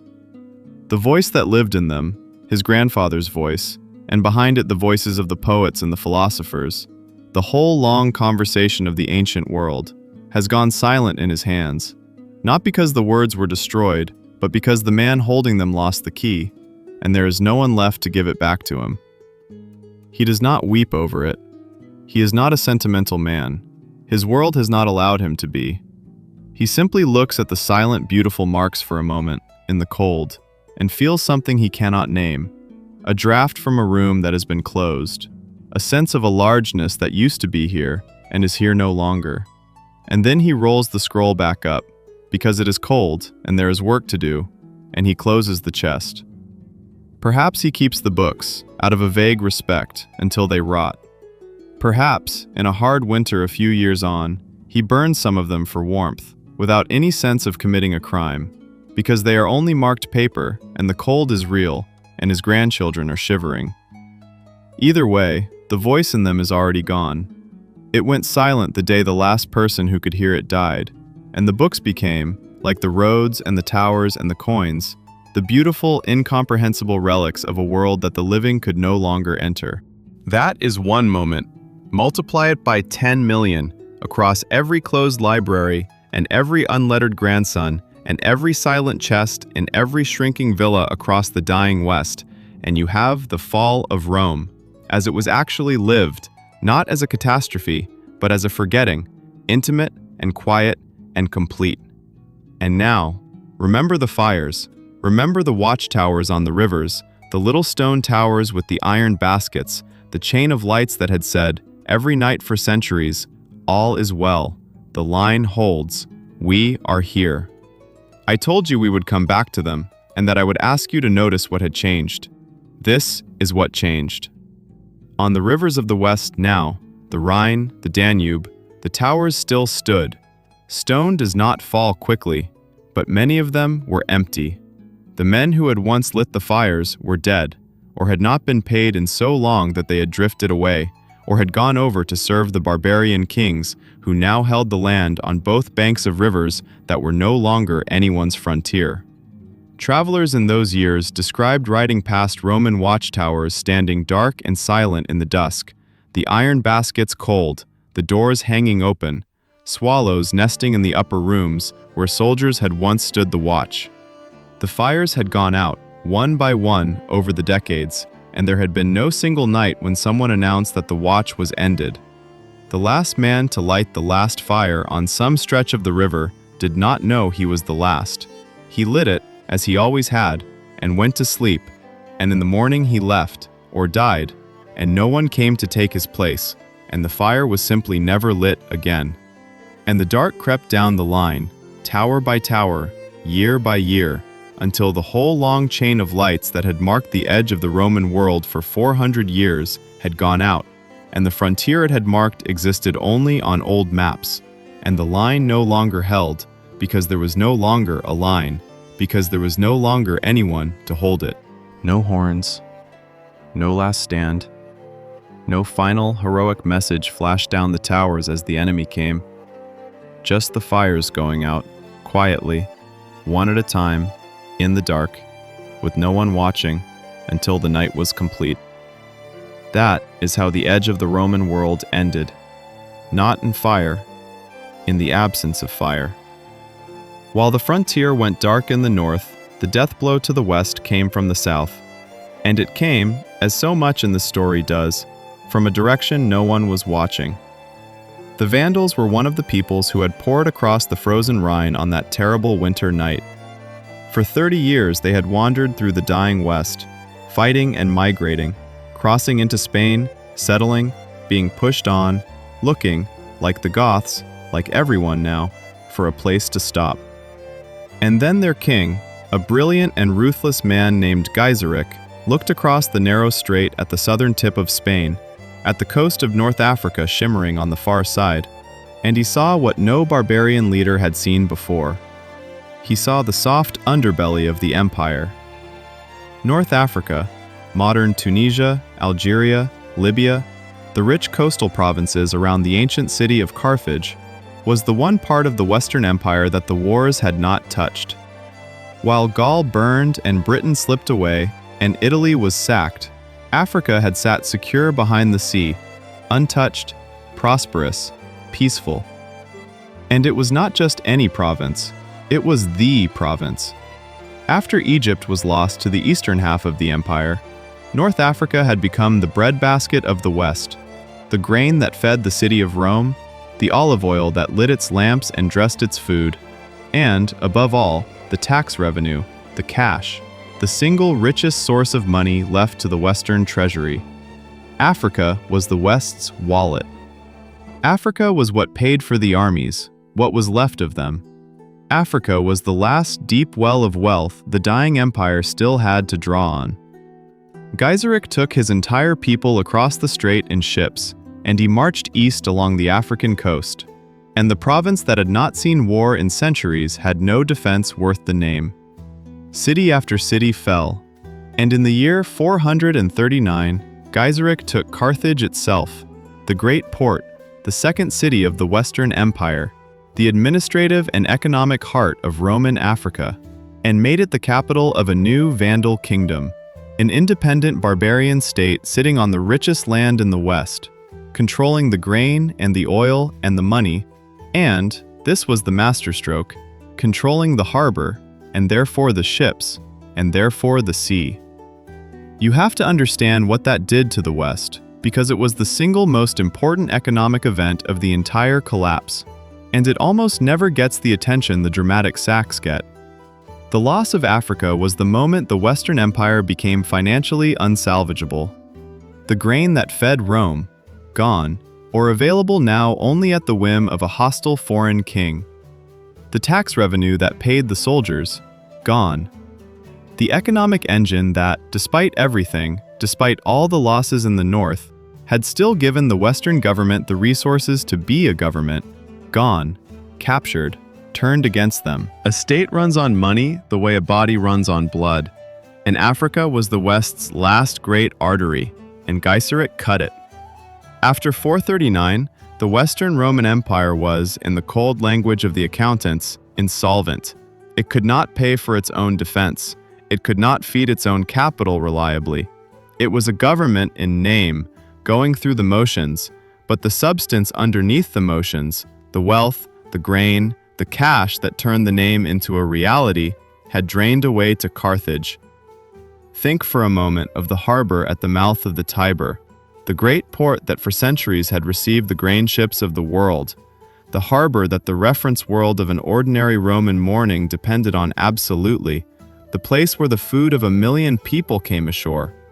For 400 years the grain fleet had arrived from Egypt and then from Africa, season after season, so reliably that the Romans had come to regard it almost as a natural phenomenon, like the rains or the tides, the great ships standing in from the sea, the dock workers swarming, the endless sacks of grain flowing up into the granaries, the bread of the city guaranteed by the sweat of distant provinces. Now the ships came less often, then rarely, then, in the worst years, not at all, or when they came as Vandal ships, demanding payment, dictating terms, or they did not come because Gaiseric had decided, this season, that they would not. The granaries that had held enough to feed 1 million people stood half empty, then mostly empty. The dock workers drifted away because there was no longer work. The harbor that had been one of the busiest places on earth grew quiet, the great moles silting up because no one had the money or the men to dredge them, the warehouses falling into disuse, the whole magnificent machinery of feeding the eternal city slowing, faltering, and finally, in large part, stopping. And the city of Rome itself, the great city, the city of 1 million people, the largest city the world had ever built, began to empty. There was no work because there was no money. There was no reliable food because there were no reliable ships. There was no safety because there was no reliable army. And so the people did the only rational thing. They left. Not all at once. Nothing in this story is all at once. But steadily, year by year, family by family, the great population of Rome drained away into the countryside, into other towns, into wherever a person could still scratch out a living.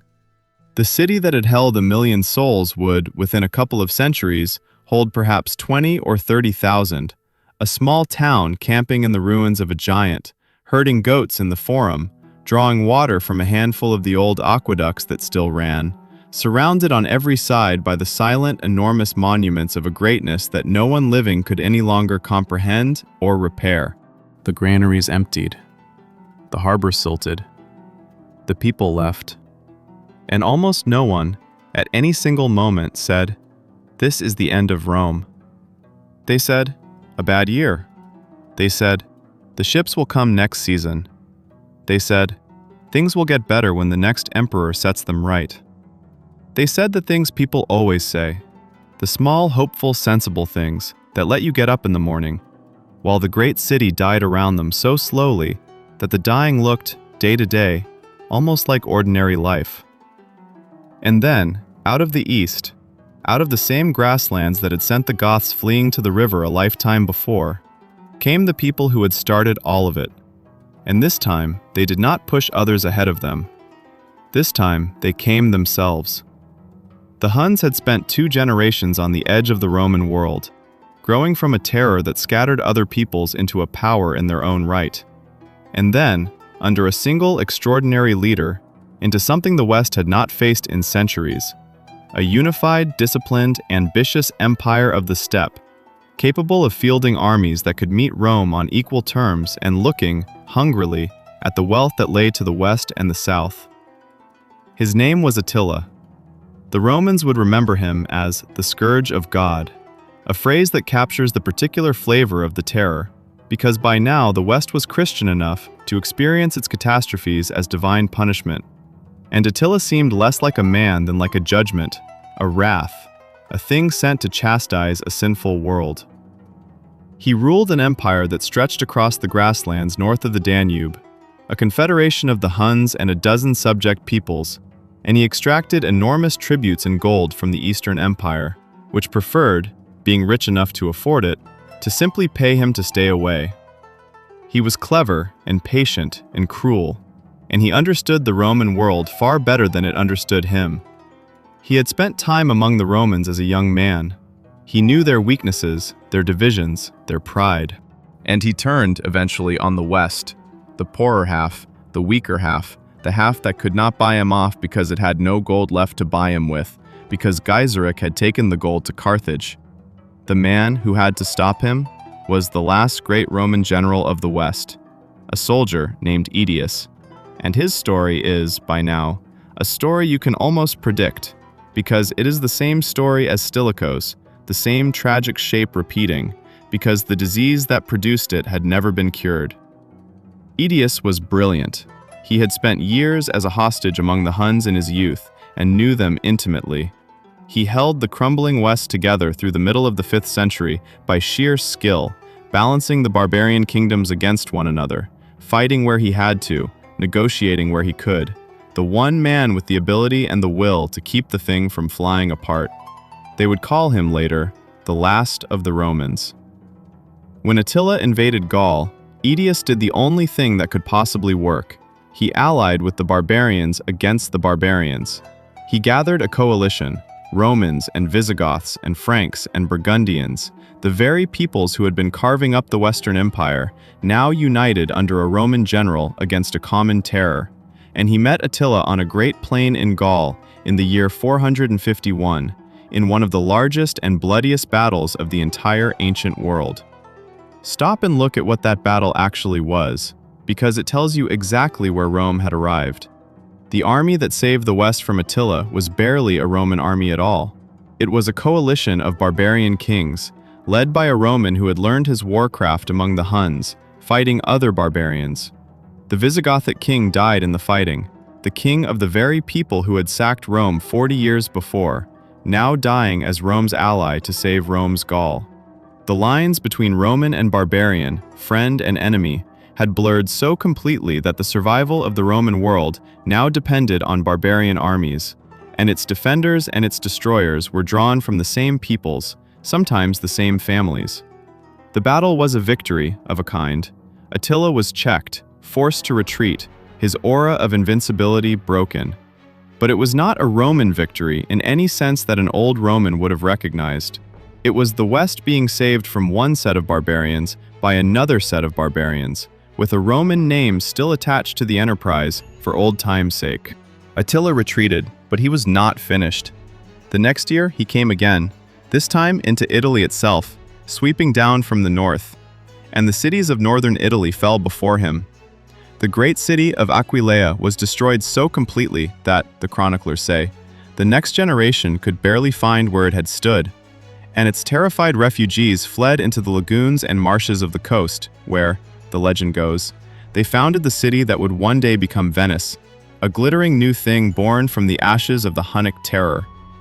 Attila marched south through Italy, and there was nothing to stop him, and the road to Rome lay open, and the city that had been sacked once already braced itself to be sacked again, this time by a man with no Christian scruples about sparing churches, a man who was, in the Roman imagination, the wrath of God made flesh. And then Attila turned back. No one is entirely sure why.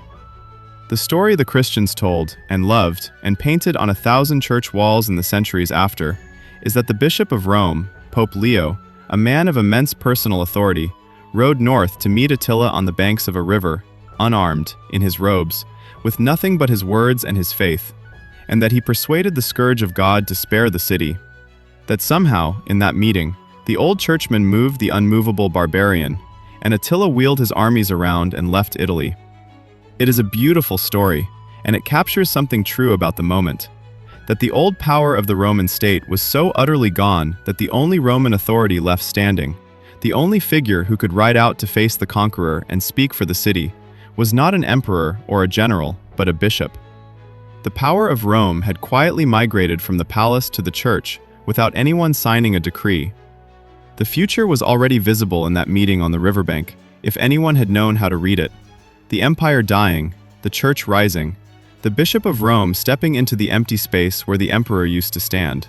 The colder explanations are probably also true, that Attila's army was suffering from disease and hunger in the Italian summer, that his supply lines were stretched, that news had come of trouble on his other frontiers, that the Eastern Empire was attacking his lands behind him.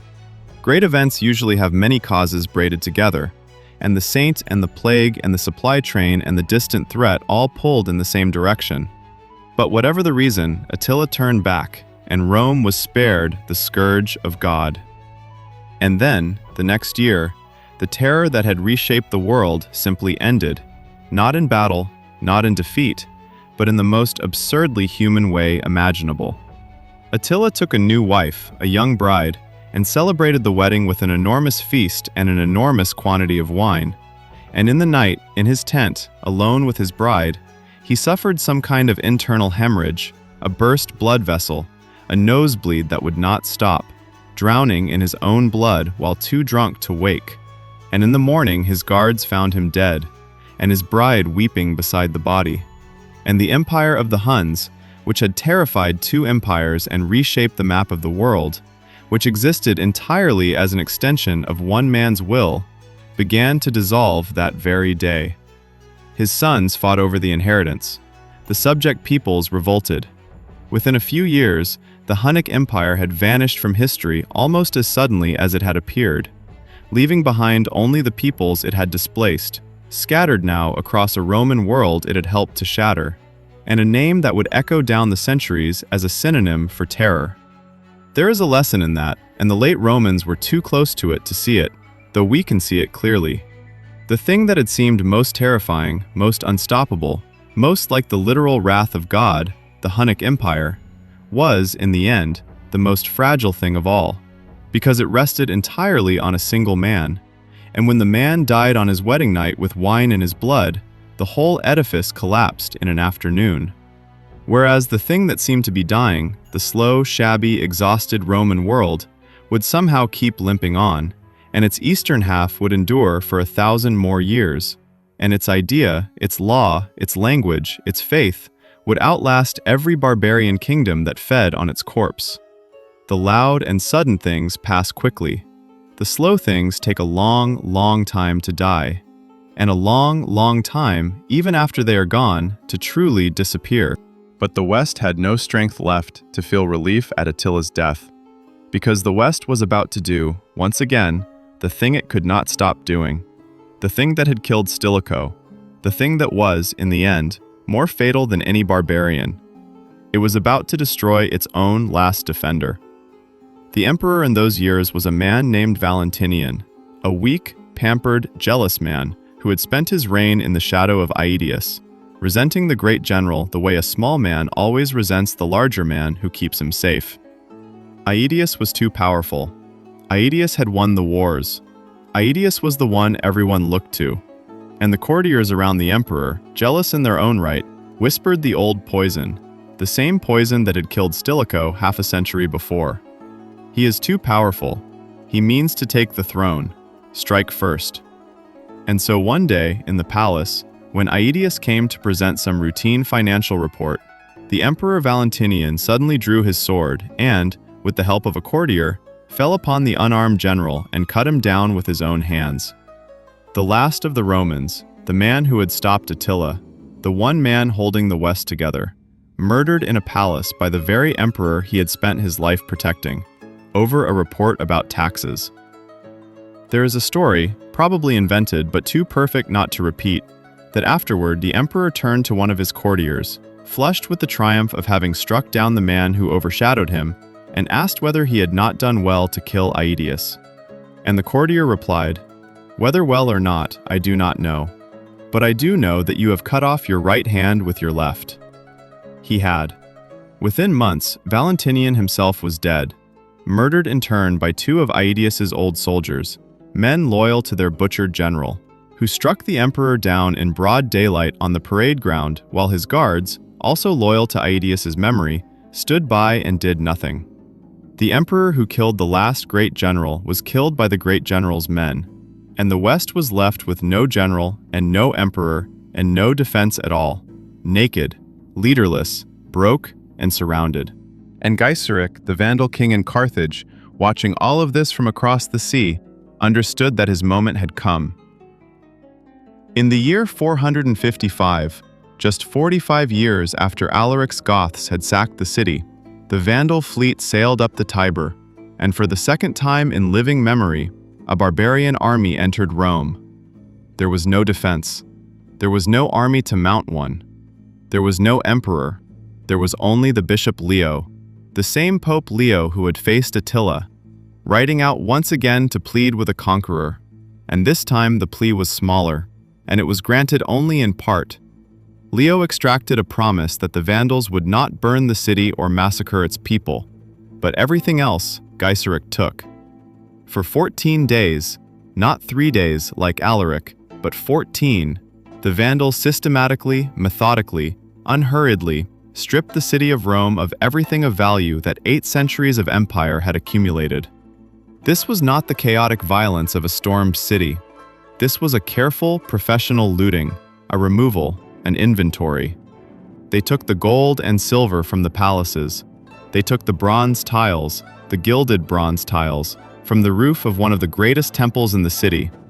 They took the sacred treasures, including, the sources say, the holy objects looted from the temple in Jerusalem 4 centuries before, relics that had survived the fall of Judea, now carried off again from Rome to Carthage by the Vandals.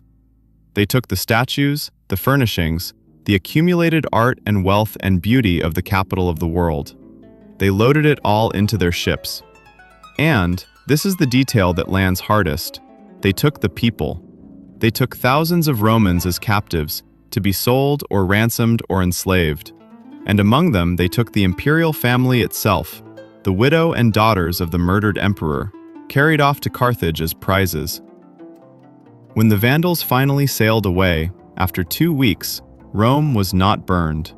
The buildings still stood, mostly, but it had been hollowed out, emptied of its movable wealth, its art, its sacred objects, a great portion of its remaining population, in a slow and total and almost bureaucratic stripping that left the great marble shell standing over an emptiness where the substance of a civilization used to be.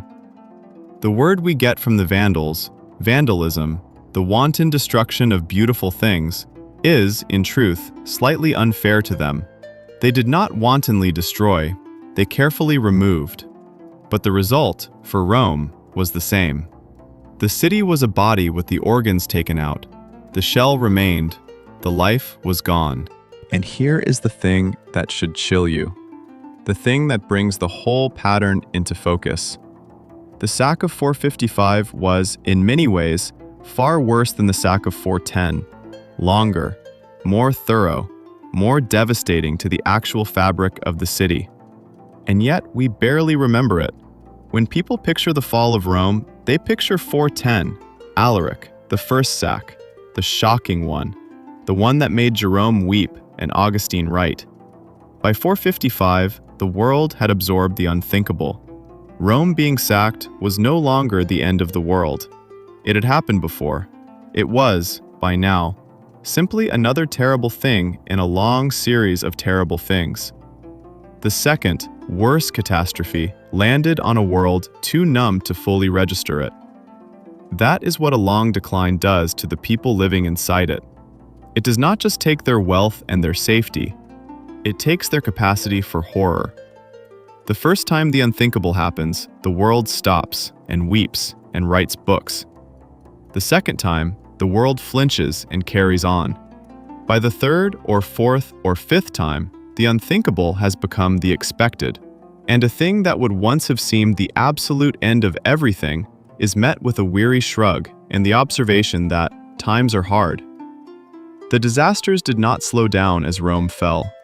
The Romans simply lost, one catastrophe at a time, the ability to be shocked by them. After 455, the Western Roman Empire was, for all practical purposes, already over. What remained was barely more than Italy itself, and not even all of that. There was still, for 20 more years, an emperor in the West, but the emperor was now a pure fiction, a figurehead, a costume worn by a series of nobodies who were raised up and cast down at the whim of whatever barbarian general happened to command the army in Italy at the moment. The real power belonged entirely to those generals, themselves of barbarian blood, like Stilicho and Aetius before them, but no longer bothering with the pretense of serving Rome out of love. They made emperors the way you might appoint a clerk, and unmade them the same way, and the throne of the Caesars, the throne of Augustus and Trajan and Marcus Aurelius, became a thing handed out and taken back by men who did not even want it for themselves, because they understood that the title was now worthless, that the substance had moved elsewhere, that being emperor of the West was a job with a fancy name and no power, and a short and usually violent life expectancy. There were, in those last 20 years, something like 9 of these phantom emperors. Most of them you have never heard of, and there is no reason you should have. They flickered across the throne and were gone, raised by one general, murdered by the next, fleeing, deposed, killed, a blur of forgotten names presiding over the final dissolution of an empire that no longer, in any real sense, existed. They were the death flutters of a thing already dead, the last twitches of a body whose heart had stopped. And then, at the very end of the line, there came a boy. His name was Romulus. Of all the cruel little jokes that history plays, this may be the cruelest and the most perfect. The very first king of Rome, the legendary founder, the boy raised by a wolf who built the city on the hill and gave it his name, he had been called Romulus. And now, 1200 years later, the very last person to hold the title of emperor in the West, the last in the line that ran all the way back to the founding, was a boy who was also, by pure coincidence, named Romulus. Rome began with a Romulus and ended with a Romulus. The wheel had come exactly, mockingly, full circle. And his other name made it worse. His father had named him, in full, Romulus Augustus. Romulus, and Augustus, the name of the first true emperor, the man who had transformed the Roman Republic into the Roman Empire 5 centuries before. So the last Western emperor carried, in his single name, the founder of the city and the founder of the empire both. The whole of Roman greatness, compressed into the name of a boy who would preside over its end. But people did not call him Augustus, the great name. They called him by a diminutive, a nickname, half affectionate and half contemptuous, Augustulus, the little Augustus, the mini-emperor. Because he was a child, perhaps 12, perhaps 15, we are not sure, and because everyone understood that he was not really an emperor at all, but a boy whose father had placed him on the throne as a figurehead. His father, a Roman official named Orestes, who had, in his own youth, served as a secretary to Attila the Hun himself. That is how tangled it all was by the end. that the father of the last Roman emperor had once taken dictation for the scourge of God. His father held the real power and ruled through the boy. Imagine being that child. Imagine being 12 or 15 years old, dressed in the purple, crowned with the diadem, seated on the throne of the Caesars, called the master of the world, and understanding, because a boy that age would understand, that none of it was real, that you were a doll your father was using, that the empire you supposedly ruled was a strip of Italy surrounded by barbarian kingdoms, that the title on your head was the heaviest and emptiest thing in the world, that the men who bowed to you despised the throne they were bowing to. The little Augustus, playing emperor in the ruins of empire, while the real decision about his fate was being made, as always, in the army camp by the soldiers, who were about to remind everyone one final time of the lesson they had first taught back in the year of the auction, 3 centuries before, that the emperor is whoever the swords say he is. The soldiers in Italy by now were almost entirely barbarian, Germanic warriors who fought for Rome because Rome paid them, and who had begun to ask why exactly they should keep fighting for a Rome that gave them nothing of their own. The barbarian peoples who had settled inside the empire had all received land, the Goths in Gaul and Spain, the Vandals in Africa, the Burgundians, the Franks. But these soldiers, the ones who actually garrisoned Italy and propped up the little Augustus, had no land of their own. They were mercenaries in the heart of the dying empire, and they looked at their fellow barbarians settled comfortably on Roman estates across the west, and they made a simple demand of Orestes, the boy emperor's father: "Give us land. Give us a third of the land of Italy to settle on, as our own, the way the others got their land. Pay us in earth, since the coin is worthless." Orestes refused. It was the last fatal refusal in a story made of fatal refusals. The same blind pride, the same inability to give the soldiers what they needed, that had run through the whole collapse like a thread. And the soldiers did what soldiers in this story always did when they were refused. They found a leader, a capable Germanic officer among them named Odoacer, and they followed him. And Odoacer killed Orestes and marched on the boy. And then, at the very end, in the year 476, Odoacer stood before the child emperor Romulus Augustulus, the last emperor of the West, the little Augustus, the boy who carried the founder's name and the first emperor's name and presided over the ruin of both. And he did not kill him. That too tells you everything. Odoacer looked at the boy on the throne and saw not a rival, not a threat, not a sacred figure whose death would matter. He saw a child playing dress-up in a costume that no longer meant anything. There was no point in killing him. The title was empty. So Odoacer simply took the throne away from him, the way you might take a toy from a child, and, because the boy was young and harmless and rather pitiable, he spared his life, gave him a generous pension, and sent him away to live out his days on a comfortable estate in the south of Italy, in a villa near the sea, where the last emperor of Rome vanishes entirely from the historical record, a private citizen, a forgotten boy, living quietly in the countryside, while the world he had nominally ruled completed its long dissolution around him. We do not know when he died. We do not know how. The last emperor of the West simply walks off the page of history into a sunlit villa and is never mentioned again. And then Odoacer did the thing I described to you at the very beginning, the thing with the box. He did not declare himself Emperor of the West. That is the part that historians have circled for 1,500 years, the part that is so much stranger and quieter than the fall we imagine. Odoacer, having deposed the last Western emperor, did not take the crown for himself. Instead, he gathered up the imperial regalia, the diadem, the purple robe, the symbols of Western imperial power, the objects that had meant master of the world for 5 centuries, and he packed them up, and he sent them east, across the sea, to the emperor in Constantinople. And with them he sent a message, polite and pragmatic and utterly devastating, that the West no longer needed an emperor of its own. that one emperor in the east was sufficient for the whole Roman world, that he, Odoacer, would govern Italy as a loyal officer in the Eastern Emperor's name, and there was no longer any reason to maintain the fiction of a separate Western throne. And the Eastern Emperor in Constantinople received the box, and he noted it, and he filed the regalia away. And the Western Roman Empire, the thing that had begun with a wolf and a founder, that had conquered the entire Mediterranean world, that had ruled from Britain to Arabia, that had given the world its roads and its laws and its language and 1,000 years of history, the Western Roman Empire ceased, in that moment, to exist. And almost no one noticed. There was no announcement. There was no special grief, no second Jerome weeping in his cell, no second Augustine writing a book.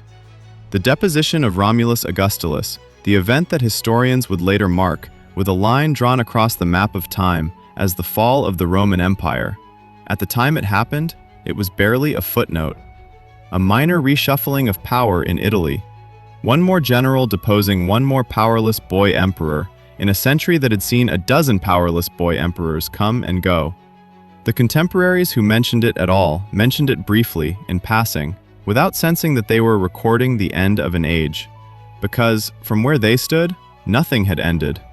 There was still an emperor, in the east, in Constantinople, calling himself Roman, ruling a vast and wealthy and functioning empire.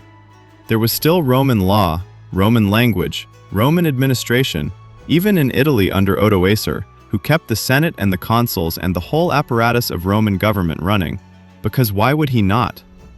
The people of Italy woke the next morning to exactly the same world they had gone to sleep in. They baked bread, they argued over property, they paid their taxes, to Odoacer's officials now instead of the boy emperors, which made no practical difference at all. The sun came up over the 7 hills, the same as it always had. The fall of Rome, the great catastrophe, the end of the ancient world, when it finally, actually, definitively happened, on the day the regalia went into the box and crossed the sea, felt, to the people living through it, like nothing at all. And so we arrive at the strangest part of the whole story, the part that almost no one tells because it does not fit the shape we want, the part that comes after the fall.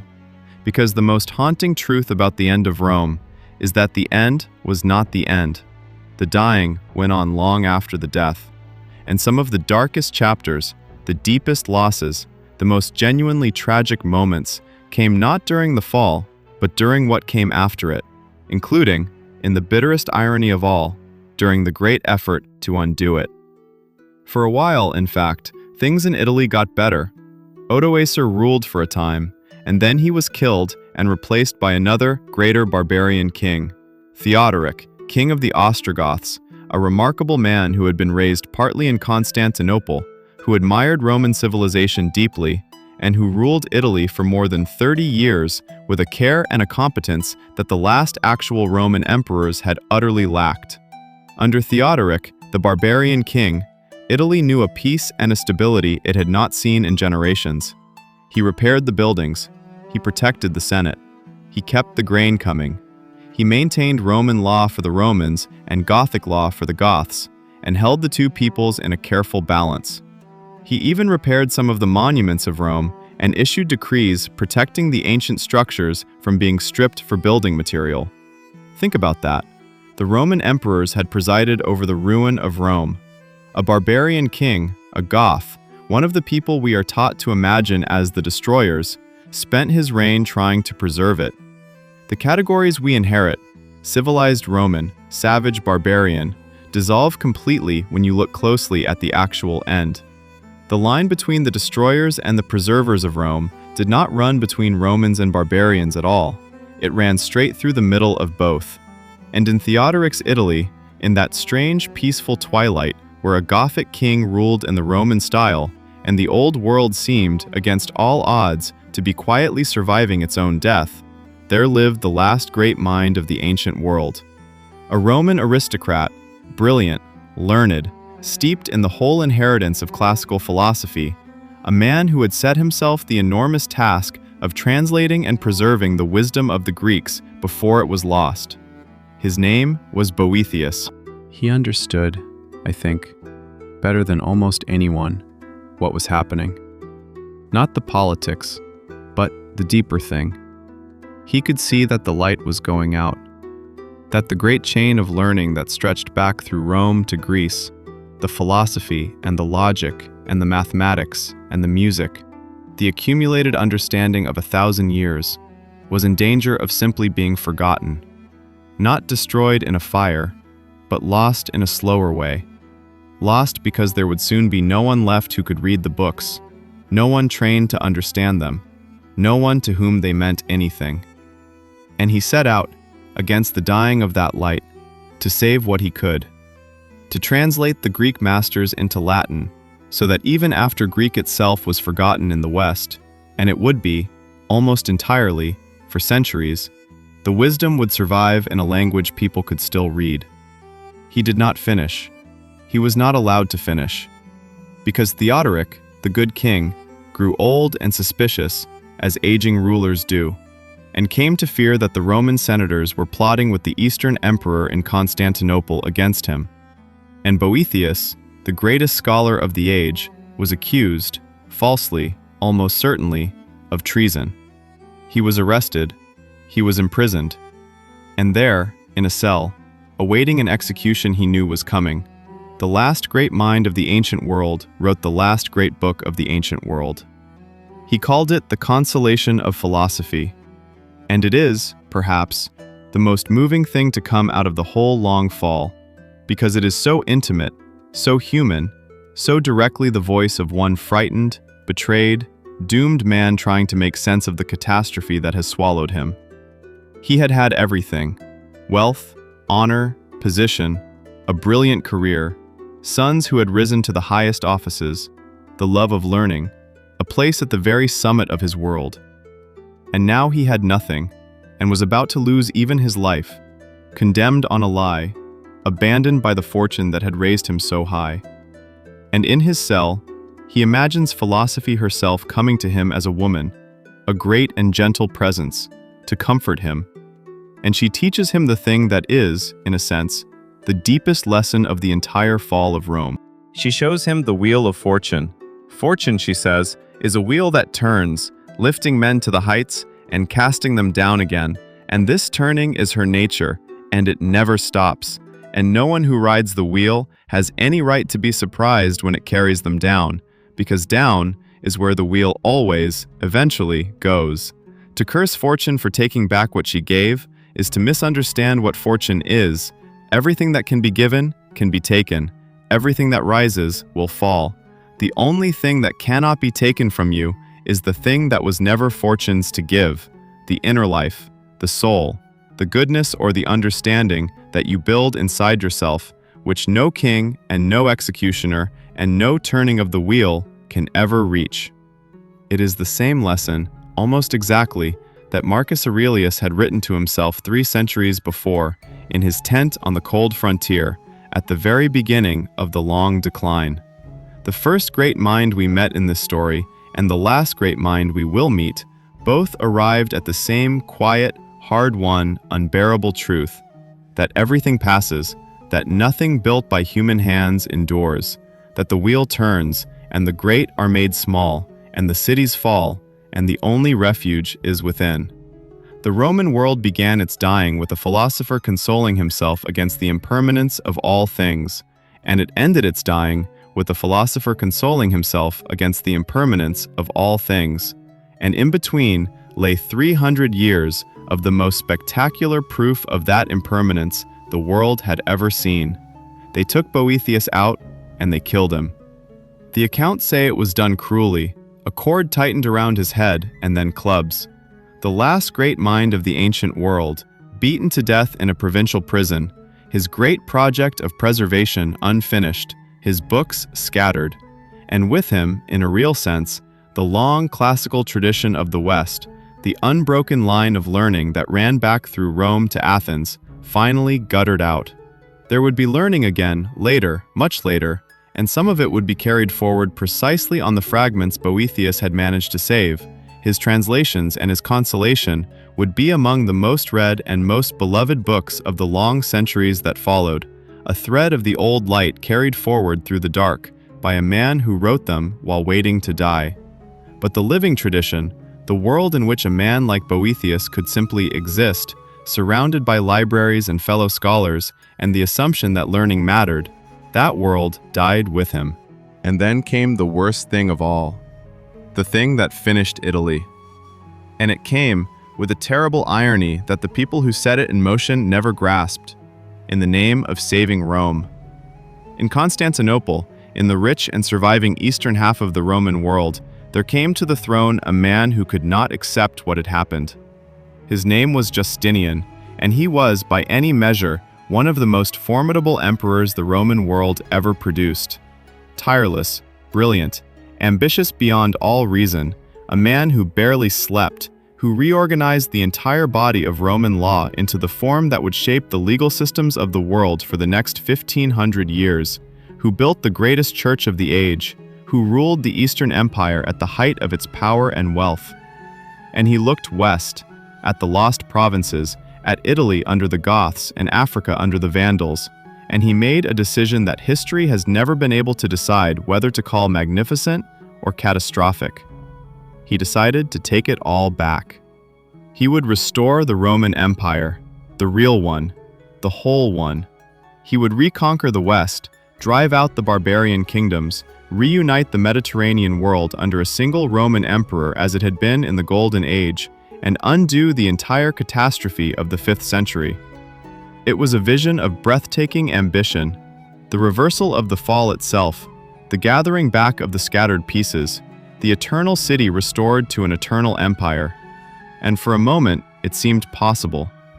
His general Belisarius, one of the great commanders of all history, took Africa from the Vandals in a single lightning campaign, smashing the kingdom of Geiseric's heirs and restoring the breadbasket to Roman rule. And then he crossed to Italy to take it back from the Goths. And there the dream curdled into one of the most prolonged and devastating nightmares of the entire ancient world. The Gothic War, the war to reconquer Italy, the war to restore Rome, lasted on and off for nearly 20 years. And it did to Italy what 4 centuries of decline and 2 barbarian sacks had not managed to do. It destroyed it. Not metaphorically, physically, demographically, totally. The war ground back and forth across the peninsula, city after city besieged, taken, retaken, sacked by one side and then the other. Armies devastated the countryside they marched through, by both sides, because both sides had to eat, and there was not enough, and so they took it, and the farmers starved. Famine followed the armies everywhere, and in the middle of it all, the worst plague the ancient world had ever seen, the plague of Justinian, the first appearance in history of the great bubonic pestilence, the same disease that would one day return as the Black Death, swept through the Mediterranean and killed, by some estimates, a third or more of the entire population of the Roman world, east and west alike, gutting Justinian's resources and manpower in the very middle of his grand reconquest. And the city of Rome, the city itself, the eternal city, the prize, the thing the whole war was supposedly about, the city of Rome was besieged and taken and lost and retaken and besieged again, changing hands repeatedly as the armies surged back and forth. And during those sieges, the thing happened that truly, finally, killed the ancient city. Not the barbarians. The war to save it from the barbarians, the Goths, besieging Rome, cut the aqueducts. You have to understand what the aqueducts were to Rome. They were the city's life, its miracle, the engineering wonder that had made a city of 1 million people possible in the first place. The great arched channels striding across the countryside for miles, carrying clean, fresh water from the distant hills into the heart of the city, feeding the fountains and the baths and the homes and the mills, the literal lifeblood of urban Roman civilization. For 500 years they had flowed, day and night, without ceasing. They were the thing that, more than the marble or the laws or the legions, made Rome Rome. A vast city sustained by clean, running water in an age when no other place on earth could manage such a thing. And in the sieges of the Gothic War, the aqueducts were cut, severed. The great channels broken, the water that had flowed for half a millennium spilling out uselessly into the countryside. The fountains of Rome falling silent, the baths going dry, the mills they powered grinding to a halt. And they were never properly repaired. There was no one left with the resources, the organization, the skill, the reason to repair them, because the city they had served was already emptying, already dying, and a broken aqueduct serving a dwindling town was simply not worth the enormous effort of restoration. And so the great baths, the marble wonders where for centuries Romans of every class had gathered to wash and talk and be, for a few hours each day, the most civilized people in the world, the baths fell silent and dry and were, within a generation or two, abandoned, their roofs collapsing, their marble cracking in the sun. The fountains stopped. The population of the city, already a shadow of what it had been, collapsed further, down toward a handful of thousands huddled near the river and the few aqueducts that could be patched, in the lower parts of the city, abandoning the great hills where the rich had once lived because there was no water up there anymore. The Senate, the Roman Senate, the institution that had governed the Republic and advised the emperors, that had existed continuously for 1,000 years, that had survived every catastrophe. The Senate simply stopped meeting, faded out, ceased to exist around the end of the Gothic War, with no one recording the date of its final session, because by then no one was paying attention to the death of institutions. There were too many of them dying, and the living were too busy trying to stay alive. When the Gothic War finally ended, and Justinian's empire had technically, at enormous cost, reconquered Italy, the prize was a corpse. Italy was depopulated, impoverished, broken in a way it had never been broken during the so-called fall. The cities were shells, the countryside was emptied. Rome itself, the object of the whole endeavor, had been reduced from the greatest city in the history of the world to a half-deserted ruin of perhaps 30,000 souls scratching out a living among monuments they could no longer build, maintain, or even fully understand. And the reconquered Italy was so weakened that within a few years of Justinian's death, a new barbarian people, the Lombards, simply walked in and took most of it, because there was nothing left to defend it with, the Eastern Empire having exhausted itself in the conquest. The dream of restoring Rome had destroyed what was left of Rome. The effort to reverse the fall had accomplished, in 20 years, a devastation that the fall itself, across 2 centuries, had never reached. And there is something almost unbearably instructive in that, something that I think is one of the deepest lessons buried in this entire story. Because Justinian was not a fool, and he was not a villain. He was a brilliant, dedicated, visionary man who loved the idea of Rome with his whole heart, and who poured the entire strength of his empire into the noble dream of putting the broken world back together. And his love, his vision, his refusal to accept the loss, his determination to fix it, did more damage than all the barbarians combined. He could not let it die. And in refusing to let it die, in dragging the body back and forth across the battlefield of his own longing, he ensured that when it finally died, it died far more completely than it ever needed to.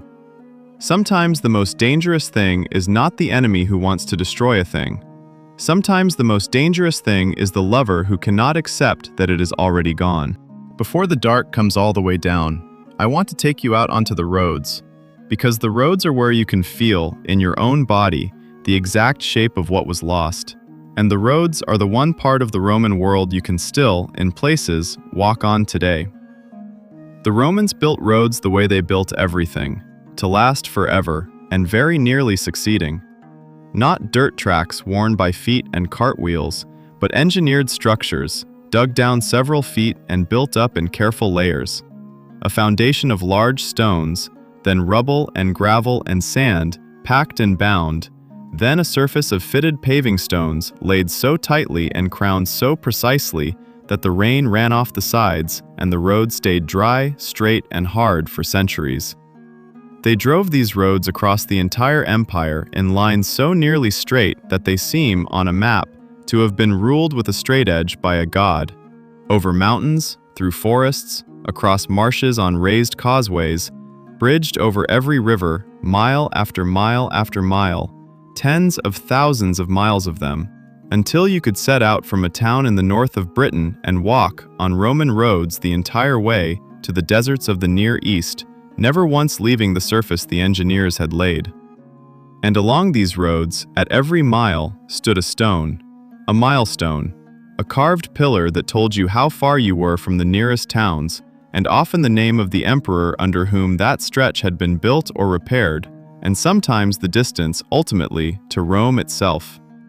Because that was the conceit, the proud organizing idea of the whole network, that every road, in the end, connected to every other road, and all of them together formed a single web, and at the center of the web sat the city, so that it was literally true, as the old saying has it, that all roads led to Rome. A person standing at a milestone in the cold north, reading the distance to the capital carved in the stone, was standing on a thread that ran, unbroken, all the way to the heart of the world. I want you to feel what that meant, because we have it, and they did not. And then they had it, and lost it. And the having and the losing are the whole story in miniature. It meant that the world was connected. It meant that a merchant in Gaul could load a cart with goods and send it, with reasonable confidence, hundreds of miles to a market he had never seen, along roads patrolled and maintained and marked, and expect it to arrive. It meant that a letter written in one province could reach a friend in another, carried by the imperial post that changed horses at stations spaced a day's ride apart, moving news and orders across the empire at a speed that would not be matched again in Europe for more than 1,000 years after Rome fell. It meant that a young man from a provincial town could travel to the capital to make his fortune, and a soldier could be posted to the far end of the earth and still feel himself part of one thing, and an idea born in one city could travel, on those same roads, to every other city, so that the whole vast empire breathed together as a single connected body. The roads were the veins and the arteries. They carried the lifeblood of connection, trade, news, people, ideas, law, the sense of belonging to something larger than your own horizon, to every cell of the enormous organism. To live in the Roman world was to live inside a web of connection so dense and so reliable that, like the fires on the frontier and the grain in the harbor, it became invisible, taken for granted, simply the way the world was. Now watch the web come apart, the way the people living on it watched it come apart, which is to say, slowly, locally, one thread at a time, never all at once. The roads did not crumble. That is the thing to understand first. Stone does not crumble quickly. The Roman roads were so well made that long stretches of them are still there, still walkable, 2,000 years later, the paving stones rutted by cartwheels that stopped rolling 15 centuries ago. The roads outlasted the world that used them. What broke was not the road. What broke was everything that had made the road mean something. First, the maintenance stopped. The roads needed constant care. The surface repaired, the drains cleared, the bridges kept up. And that care had been the work of an organized state, with money and labor to spend. And as the state ran out of both, the repairs grew rarer, and the roads, while they did not crumble, began to degrade. A bridge washed out in a flood and was not rebuilt, and now the road simply stopped at a river, and you had to ford it, or go around, or turn back. A stretch of causeway across a marsh fell into disrepair, and the marsh crept back, and the road sank into the mud. Weeds rooted in the gaps between the paving stones. First a few blades of grass in the seams, then more. Then the seams widening as the roots worked, until in places the stones were half hidden under green, and the straight, hard surface of empire was becoming, again, a thing the wilderness was taking back. Then the safety stopped, and this was the deeper break, because a road is only useful if you can travel it without being killed. As the central power that had patrolled the roads faded, the roads grew dangerous. Bandits, deserters, raiders, the desperate uprooted people that the long collapse threw onto the highways, they made the open road a place of risk rather than connection. And a road you cannot travel safely is not a road at all. It is just a line of stones going somewhere you can no longer get to. So people stopped traveling. The merchant no longer sent his cart the 100 miles to the distant market, because the cart would not arrive. He sold what he could nearby, or he stopped producing the surplus altogether, because what was the point of growing more than you could use or sell within a day's safe walk? The letter was no longer written, because there was no longer a post to carry it, and no longer anyone certain to be at the other end. The young man no longer set out for the capital, because the journey might kill him, and the capital was emptying anyway. And so the threads of the great web went dark, one by one, the same way the fires on the frontier went dark, the same way everything in this story goes. Not in a single severing, but in 10,000 small abandonments, each one sensible, each one local, each one barely noticed. And as the threads went dark, the world shrank. That is the thing I most want you to feel.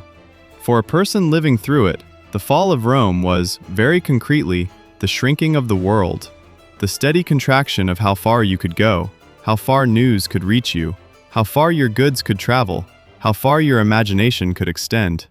The horizon came in. The grandfather had lived in a world that stretched, through the roads, to the ends of the earth. The grandson lived in a world that ended at the edge of the next valley, beyond which lay danger, rumor, and the unknown. The roads were still there beneath his feet, the same stones, pointing the same way toward a capital he would never see and could no longer even clearly imagine. But they led nowhere now. They were the fossilized arteries of a body whose blood had stopped. Walk one of those roads at the end, in the deep twilight of the Western world. The paving stones still run straight ahead of you, grass thick in the seams, through a countryside emptier than it has been in 500 years, abandoned villas, fields gone back to scrub, the occasional huddled settlement behind a makeshift wall.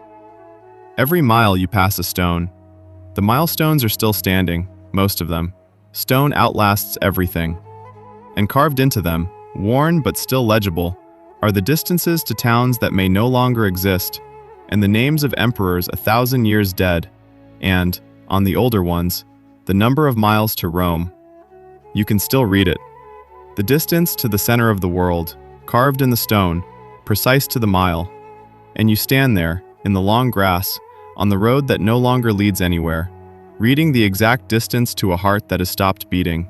And there is no one to explain to you that the number means nothing now, that the thread has been cut, that the web is gone, that the great connected breathing world the stone still faithfully points toward has drained away into the past while the stone went on, patiently, pointing. That is what it is to live after a fall, to stand among the infrastructure of a vanished connection, to walk on roads built for a traffic that has stopped, past markers still measuring distances to a center that is no longer there, in a world that has quietly shrunk to the size of what you can see, while all around you the straight, hard stones insist, mile after mile, that once you could have gone anywhere, that once it all connected, that once, within living memory of your grandfather's grandfather, all roads led to Rome. They did. And then, slowly, so slowly that no single traveler ever saw it happen, they led nowhere at all. After that, the dark comes down in earnest, and it comes down slowly, the way everything in this story comes down slowly. And the slowness is the most frightening part. There was no single moment when the ancient world became the medieval world. There was no announcement, no ceremony, no last Roman closing the door behind him.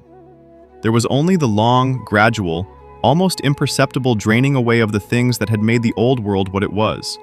The literacy, the long-distance trade, the coined money, the cities, the books, the knowledge, the assumption that things would continue. Each of these faded not in a year but across generations, so gradually that no single person ever lived through the whole of any one fading, so gradually that a man could spend his entire life inside the decline and never once feel that he was living inside a decline, only that times were a little harder than they had been when he was young, which is, after all, what old men have always said. Watch the knowledge go, because the loss of knowledge is the saddest of all the losses and the most complete. In the old world, an educated person could read. Not everyone, by any means, but enough, across every city of the empire, that the written word was a living thing, that books were copied and traded and read aloud, that the accumulated thought of 1,000 years was available to anyone with the training to reach for it. And then, across the centuries after the fall, that thinned. The schools closed, one by one, for lack of students and lack of money, and lack of any practical reason to learn to read a literature about a world that no longer existed. The number of people who could read shrank and shrank until in the deepest part of the dark there were whole kingdoms in which you could count the truly literate people on your fingers, until reading itself became a strange and almost magical skill confined to a handful of monks in isolated monasteries, until kings were proudly illiterate, because what use was reading to a warrior lord? And the books died with the readers, not in a great burning. The great burning is a myth, mostly. They died the slow death, the real death. A book is a physical object. It rots. It must be recopied, generation after generation, by hand, at enormous labor, or it crumbles and is gone. And in a world with almost no readers, almost no one was recopying. So the books simply decayed, one by one, in damp rooms and forgotten chests, and were not replaced, and the knowledge in them, the philosophy, the science, the history, the poetry, the engineering, the medicine, the accumulated understanding of the ancient world, vanished, title by title, into the silence. We know, from references in the books that did survive, the names of hundreds of works that are simply gone. Histories no one will ever read, plays no one will ever see, the discoveries of scientists whose conclusions we can only guess at from the fragments others quoted. An ocean of human thought and feeling and knowledge evaporated because there was no longer anyone to carry it forward. And so the world forgot. Not just facts. It forgot how things were done. It forgot how to build the great structures. The men of the dark centuries lived among Roman buildings they could not have constructed, and could not even properly imagine constructing. Vast domes and aqueducts and roads and bridges, made by techniques that had simply been lost, by an organization of labor and knowledge that no longer existed. They walked across Roman bridges that had stood for 500 years and would stand for 1,000 more, and they had no idea how to make another one. They lived in towns where the Roman walls and the Roman streets still define the shape of everything, and they did not know who had built them, or how, or why. And because they did not know, they invented. The ruins, looming over the dwindled medieval towns, too large and too perfect to be the work of ordinary men, became the stuff of legend. The common people, gazing up at the colossal remains, decided that such things could only have been built by giants, in some impossibly remote and magical age, or by demons, or by sorcery. The great works of Roman engineering were folded into folklore and myth, attributed to titans and devils and ancient kings of fairy tale, because the truth, that ordinary human beings, organized and knowledgeable and confident, had simply built them, the way you build anything, with skill and labor and time, the truth had become literally unimaginable. The descendants of the Romans could not conceive that mere men had made the things their ancestors made. The achievement had passed so far beyond their world that it had become magic. And the ruins themselves were eaten. Slowly, over the centuries, the great marble city of Rome was quarried by its own inhabitants, not out of malice, but out of simple practicality. Why cut new stone from a distant hillside when there was beautiful finished marble lying everywhere, in the abandoned temples and palaces and baths, free for the taking? So the marble was carried off, piece by piece, to build churches and houses and walls. The bronze was melted down. The statues, the magnificent statues, were thrown into kilns and burned to make lime for mortar. The masterpieces of ancient sculpture, the gods and emperors and heroes, reduced to white powder to stick together the rough stones of medieval huts. The eternal city slowly devoured itself, monument by monument, generation by generation, the great becoming the raw material for the small, until in many places, only the largest and most stubborn structures remained, too massive to be entirely carried away, standing like the bones of some enormous extinct animal over a landscape of goats and gardens and a few thousand people who lived in the shadow of a greatness they could not name. And yet,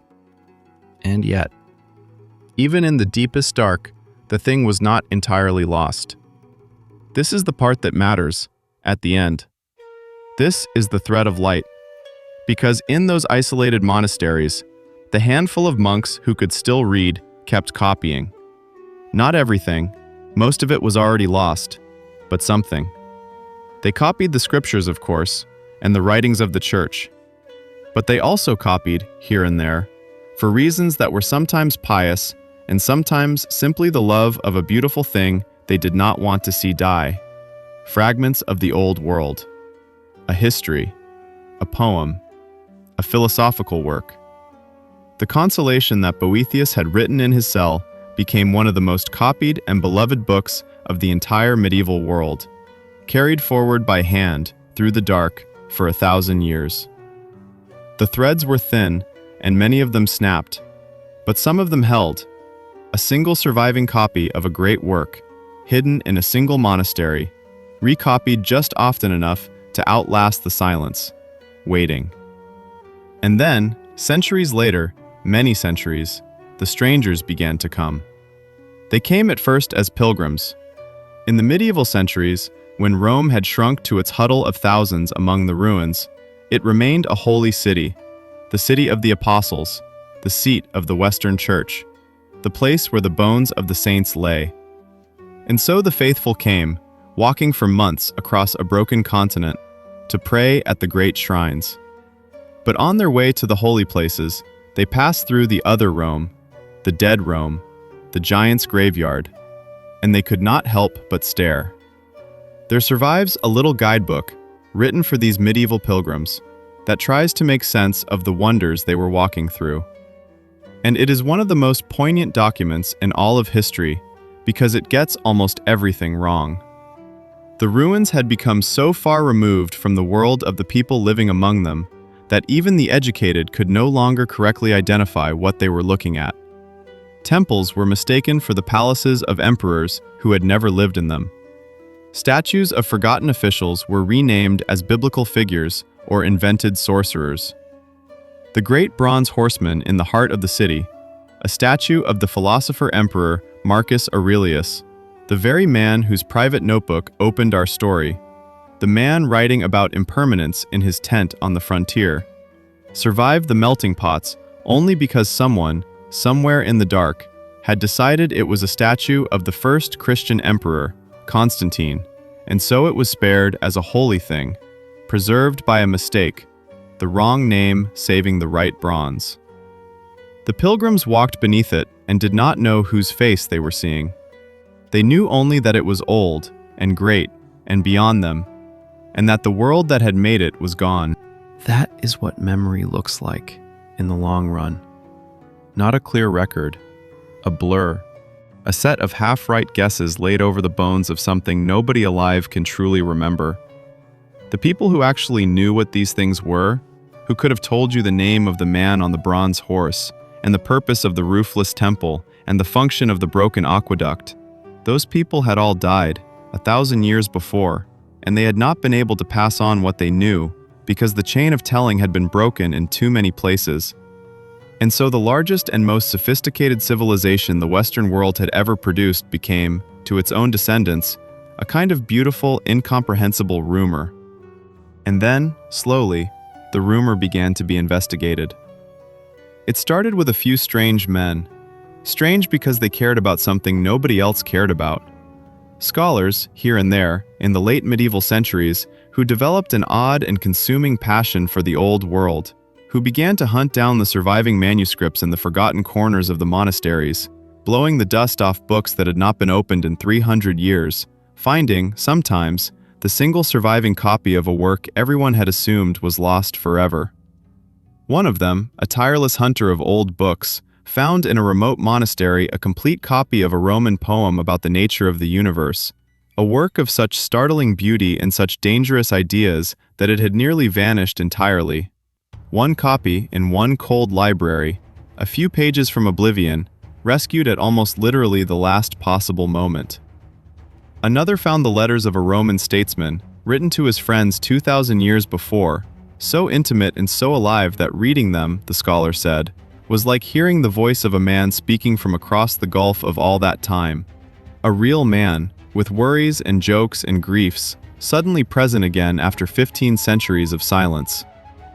These men began to do something that no one had done for a very long time. They began to remember on purpose, to gather the fragments, to compare the manuscripts, to climb among the ruins not with a pilgrim's incurious awe, but with a measuring rod and a notebook, asking, "What was this, actually? Who built it?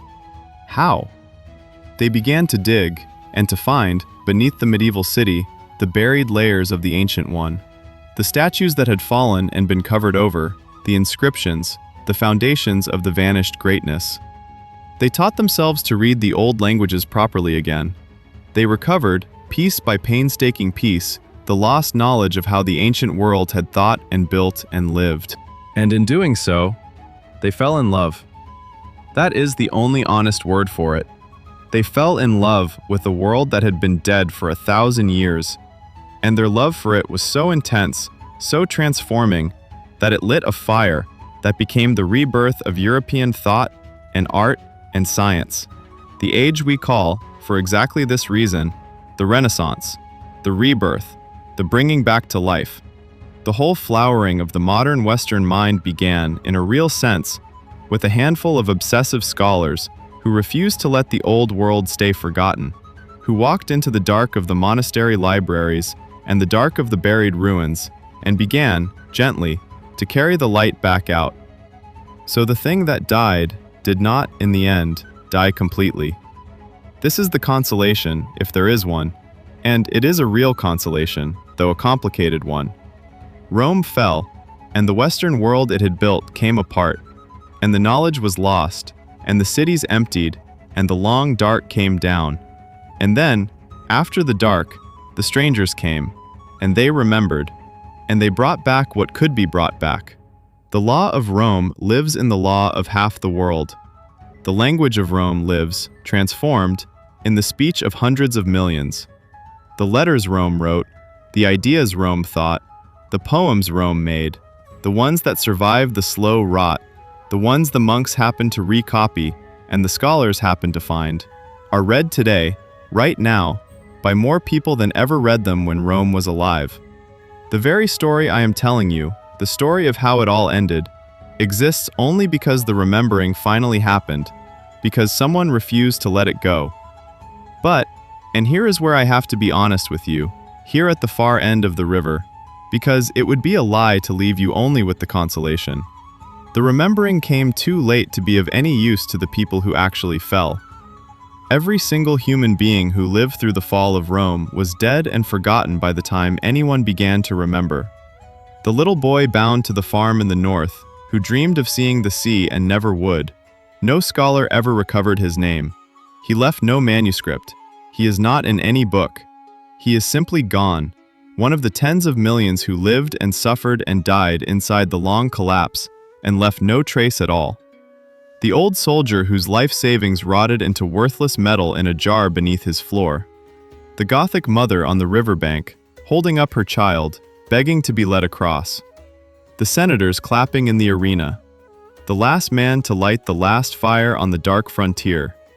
The grandmother watching her grandson grow up unable to read, in a world she no longer recognized. The thousands carried off to Carthage in the holds of the Vandal ships.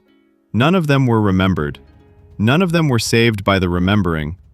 The Renaissance, the recovery, the bringing back of the light, all of it happened over their graves, 1,000 years too late to comfort a single one of them. The memory came back. The people did not. So let me ask you the question this whole long story has been circling, from the very first words. The question hidden inside the box, and the dark towers, and the empty granaries, and the boy on the throne. The question that is the real reason any of this matters to you, sitting wherever you are sitting, listening to this in a world that feels, surely, permanent. How would you know? If you were living inside the fall of something vast, not at the dramatic end, not in the year of the final sack, but in the long, slow middle of it, in the decades of gradual unraveling. How would you know? What would it feel like, from the inside, while it was happening to you? We have spent this whole journey learning the answer, and the answer is the most unsettling thing in the entire story. It would not feel like a fall. It would feel like a series of bad years. It would feel like things being a little harder than they used to be, a little less certain, a little more expensive, a little more dangerous, but never, in any single year, so much worse than the year before that you could point to it and say, this This is the moment it is ending. Because the change that destroyed Rome was always slower than a human life. It moved at the speed of generations, and no one lives at the speed of generations. We live at the speed of days. And at the speed of days, the fall of a civilization is invisible. It hides inside the ordinary. It disguises itself as a run of bad luck, as a difficult period, as a temporary setback that surely will turn around once the next emperor sets things right, once the next harvest comes in, once the war is over, once things get back to normal. They never got back to normal, but every single generation believed they were about to. That is the thing. That is the terrible engine at the center of it all.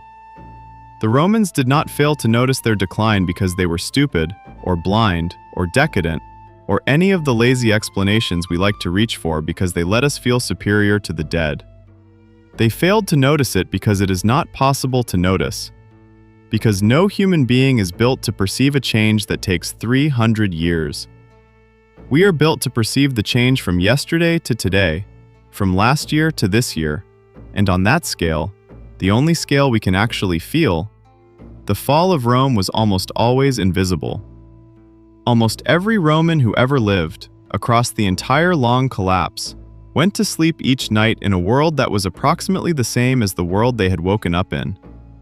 And approximately the same, repeated 10,000 times, is how you get from the eternal city at its golden noon to a few thousand people herding goats in the ruins, without anyone, ever, on any single night, feeling the world end. We comfort ourselves when we look back at them, with the idea that they should have seen it coming, that the signs were obvious, that if we had been there, we would have known. We would not have clapped in the arena. We would not have buried our coins and fled. We would have seen the shape of the thing and done something, sounded the alarm, saved what could be saved. We would not have. I am sorry, but we would not have. We would have done exactly what they did, which is to live our lives and raise our children and worry about the price of bread and the health of our parents and the small dramas of our days and assume, because the assumption is built into us so deeply that we cannot even see it as an assumption, that the large world around us, the world of nations and cities and the basic structure of things, would simply go on being there the way it had always been there, the way it had been there for our parents and their parents, the way it would surely be there for our children. We would have trusted the permanence of our world for exactly the same reason they trusted the permanence of theirs. Because it is unbearable not to, and because, on the only time scale we can feel, it is true. The world does go on, until, very slowly, across longer than a lifetime, it doesn't. I am not telling you that your world is falling. I do not know that, and neither does anyone, and the people who claim to know are almost always selling something. The honest truth is stranger and quieter than prophecy. The honest truth is simply this, that if your world were falling, if you happen to be living in the early decades of some long unraveling that historians 500 years from now will draw a clean, sad line through and give a name to, you would have no way of knowing. It would not look like the end. It would look like now. It would look exactly, precisely, indistinguishably like an ordinary time with some difficult problems in it, which is what every age has always looked like to the people living in it, including every single age that turned out, in the long retrospect, to be the end of something enormous. That is the gift the Romans give us, the only gift the dead can give. Not a warning we can act on, because there is no reliable warning to be had, but a kind of humility, a loosening of our certainty, the knowledge that the feeling of permanence is not evidence of permanence, that the sun coming up the same as always over the familiar world is exactly what the morning looked like on the last day of the Western Empire, when the regalia were already in the box and crossing the sea, and almost no one had noticed, and nothing that morning felt any different at all. And there is one more thing, And it is the deepest thing, and it is the thing I most want you to carry away from this long darkness, because it is, in the end, not dark at all. The Romans were wrong about what would survive. They thought, when they thought about it at all, which was rarely, because who thinks their world will end, they thought that if Rome fell, everything would fall, that the empire was the world, and that outside it, or after it, there could only be chaos and darkness and the loss of all things. The eternal city or the abyss. There was nothing in between. That was the whole of their imagination on the subject. And they were right about the abyss in a way. The dark did come, the knowledge was lost, the cities emptied, the long forgetting fell across the Western world like a winter that lasted centuries. But they were utterly wrong about everything. Because everything did not fall. The things they would have least expected to outlast them, those are precisely the things that survived. Not the legions are dust. Not the emperors, their names are a list that even scholars struggle to keep straight. Not the gold, not the marble, not the power, not the eagles, not the walls. What survived was the quiet things. A language, changed almost beyond recognition, but still alive in the mouths of 500 million people. A body of law, the patient Roman genius for working out how strangers can live together justly, which underlies the legal order of much of the earth to this day. A handful of books that a handful of monks happen to love enough to copy in the dark. An idea, the idea of Rome itself, the idea of a universal order, a shared civilization, a peace that could hold a diverse world together. An idea so powerful that every ambitious ruler in Europe for the next 1,000 years would try to claim it, would call himself Caesar or Emperor, would dream of putting the broken thing back together, because the dream of Rome turned out to be more durable than Rome. The empire died. The idea of the empire never did. The stones were burned for lime, and the meaning the stones had carried floated free of them and went on, weightless, indestructible, into every century that followed, including this one, including the words you are hearing right now, which reach you across 2,000 years in a language descended from theirs, carrying a story they could not have imagined anyone would still be telling. That is what survives. Not the thing itself. The thing itself always dies. What survives is what the thing meant, carried forward by whoever loved it enough to remember. I want to go back, before we reach the end, to the small things, to the things that are not in the histories. Because the histories are written about emperors and battles and the movements of armies, and that is not where any of us actually live. None of us will ever be an emperor. None of us will decide the fate of a continent. We live in the small things. The price of bread, the safety of our children, the work of our hands, the people we love, the ordinary days that are the only days there are. And the fall of Rome happened in the small things too, to people exactly like us. And it is in the small things that you can feel it most. Remember the buried coins. I told you long ago about the hoards, the jars of money buried under the floors of houses and in the corners of fields all across the Roman world, dug up now by the thousand, each one a record of a moment of fear. I want you to think about one of them, just one, a particular jar buried by a particular person on a particular afternoon 1800 years ago. Someone knelt on the floor of their home, a real person, with a name we will never know, with a face and a voice, and a whole inner world as rich and as real as yours.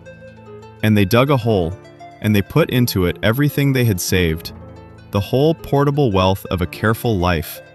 And they covered it over, and they smoothed the dirt, and they stood up, and they meant to come back. That is the thing that breaks my heart about the hoards. Every single one of them was buried by someone who meant to come back. No one buries their life savings to abandon them.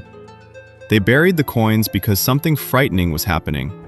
An army on the road, a rumor of raiders, a breakdown of order. And they thought, I will hide this until the danger passes, and then I will dig it up, and life will go on. They were doing the sensible thing, the hopeful thing. They were betting on the future. They were certain there would be a future in which they came back for their coins. And they never came back. We know they never came back because the coins are still there, or were, until a farmer's plow or an archaeologist's trowel found them 17, 18 centuries later. The jar in the ground is the proof that the person who buried it did not survive to retrieve it, or was carried off too far to ever return, or fled and never could come home, or died in whatever danger they were hiding from. Every recovered hoard is a small, unfinished story with the same missing final chapter. And then I will come back for it. They did not come back. The coins waited, faithful, in the dark, for the owner who was already gone, for a future that, for them, never arrived. And here's the detail that I cannot stop thinking about, the detail that ties the smallest thing to the largest. Turn one of those coins over in your hand, one of the older ones, from before the worst of the debasement, when the silver was still good. Stamped on it, around the portrait of some long-forgotten emperor, you will often find a word, a boast, a promise. The same word the great city carved on its monuments and its triumphal arches and its proudest declarations. Aeterna, eternal. Rome the eternal city, the empire without end. The money that rotted into worthlessness in the buried jars was stamped with the word eternal. The promise of permanence, minted into the very metal, carried in the pockets of people whose entire world was about to end, buried by hands that would never dig it up again, in a future that the word eternal had told them they could count on. There is no symbol of the whole story more perfect or more cruel than that. They held eternity in their hands, stamped and certified and guaranteed by the greatest power on earth.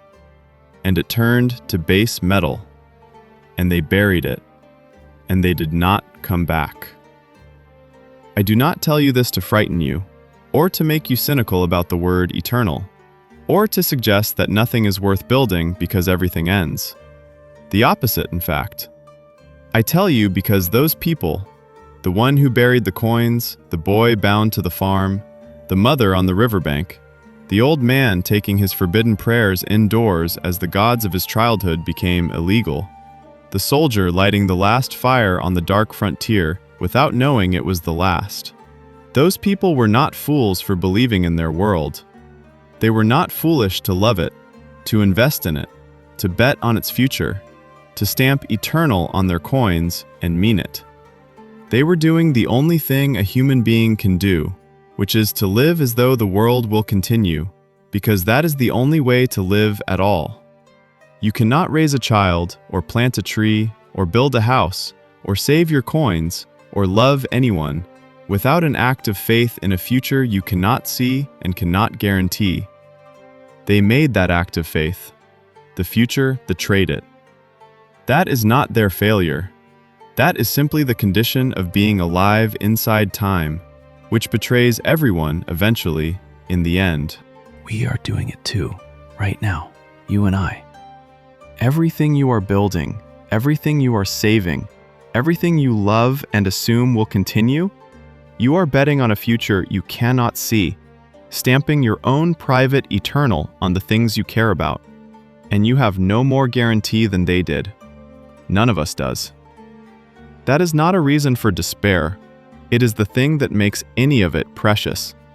The coins were precious because they could be lost. The world was worth loving because it would not last. The fact that the Romans could not see the end coming did not make their lives less real or less valuable. It made them exactly as real and exactly as valuable as yours, which is to say, infinitely and briefly, and against a darkness that will, in its own slow time, come for everything. They are not a warning, finally. They are a mirror, and the face in the mirror is your own. Hold one of those coins a moment longer before we go on. Feel the weight of it, the worn edges, the faint portrait, the bold and broken promise stamped around the rim.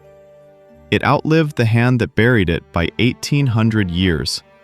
It outlived the empire that minted it, the city it was made to honor, the language its owner spoke, the gods its owner prayed to, the whole world that gave it meaning. And it came, at last, to rest in your palm, this small round witness, this survivor, and the only thing it has to say to you across all that distance, in the only voice it has, is the one true word it was never able to keep: eternal. Set it down gently. It has carried that word a very long way. And what of the box? I have left it sitting all this time on a shelf in Constantinople, where Odoacer sent it in the year the West ended. The diadem and the purple, the regalia of the Western emperors, packed up and shipped east, and received and filed away by an Eastern emperor, who already had regalia of his own, and no particular use for a second set. I have left it there because the story of the box does not end in 476. The story of the box, like the story of Rome itself, has a much longer and stranger tale than the textbook line about the fall would ever lead you to expect. Because the Roman Empire did not end in 476. I have said this before, and I say it again now because it is the key that unlocks the final door. What ended in 476 was the western half, the poorer, more exposed, more battered half, the half that contained the original city. But the eastern half, the rich half, the half ruled from Constantine's great city on the strait, did not fall. It endured. And it did not think of itself as some new and separate thing called by the name historians would later invent for it. It called itself Rome. Its people called themselves Romans, in their own Greek tongue, right to the very end. Its emperor was the Roman emperor, the true and unbroken successor of Augustus and Constantine, ruling in the city Constantine built, in a line that the people living it experienced as one continuous thing, stretching all the way back to the founding. To them, there had been no fall. There had been a loss of the western provinces, a grievous loss, but a loss of provinces, not the death of the empire. The empire was wherever the Roman emperor sat, and the Roman emperor sat in Constantinople, and so the empire lived. And it lived for a long, long time, nearly 1,000 years longer. Think about that span. When the Western Empire fell, in the year of the box and the boy, there were still, ahead, in the future, waiting, 1,000 years of Roman emperors in the East. The Eastern Rome would see the rise of Islam and lose its southern and eastern provinces to the new faith, and survive. It would be besieged again and again and survive. It would shrink and recover and shrink again across centuries of slow contraction that exactly mirrored, in slow motion, the long decline of the West a millennium before. The same gradual loss of provinces, the same thinning of resources, the same growing reliance on foreign soldiers, the same shrinking of a great empire down toward a single city, the same long twilight in which every generation believed the recovery was just around the corner. The Eastern Rome lived out, over 1,000 years, the identical slow death that the Western Rome had died, and just as invisibly, just as gradually, just as full of people who could not see the shape of the thing they were inside. Until the very end, until the last day, until the final last chapter, which came not in some distant antique age, but startlingly recently, within living memory of the discovery of the New World, a thing modern enough that we have detailed accounts, the names of the people on the walls, the words they spoke. In the spring of the year 1453, almost 1,000 years after the box was shipped east, the great city of Constantinople, the new Rome, the last Rome, was surrounded for the last time. The empire by then had shrunk to almost nothing, the city itself, and a few scattered scraps of territory. The Roman emperor ruled, in effect, a single city, the way the Western emperor at the end had ruled little more than Italy. The walls of Constantinople, the mightiest fortifications of the medieval world, the walls that had turned back every enemy for 1,000 years, still stood, But the enemy outside them now, the Ottoman Turks, had something the old besiegers had never had. They had cannon. Enormous cannon, the new weapon of a new age, that could batter down in weeks walls that had stood inviolable for a millennium. The last Roman emperor was a man named Constantine, the same name as the man who had founded the city 1100 years before, so that the new Rome, like the old, ended under an emperor who bore the name of its founder, the wheel coming full circle one final time, exactly as it had in the West, with the two men named Romulus. He had perhaps 7,000 men to defend a city built for a population of 1 million against an army of tens of thousands. He had no realistic hope.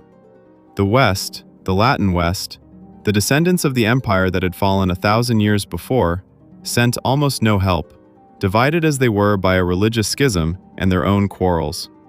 The last Roman emperor stood almost alone, and on the final night, when it was clear the walls could not hold much longer, when the great cannon had done their work and the last assault was coming with the dawn, the accounts tell us that the emperor and the defenders gathered in the great church at the heart of the city, the church that was the largest and most beautiful in all of Christendom, built by Justinian, the same Justinian whose dream of restoring Rome had 1,000 years before destroyed the western city.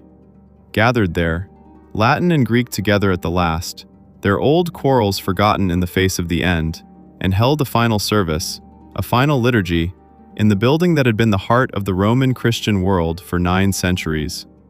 And then the emperor took off the marks of his rank, so that he would not be recognized and taken alive as a trophy, the way poor Valerian had been taken alive 1,000 years before in the other direction, and he went down to the walls to die as an ordinary soldier among his men. When the Turks broke through at dawn, the last Roman emperor charged into the breach and vanished into the fighting, and his body was never certainly identified, never recovered.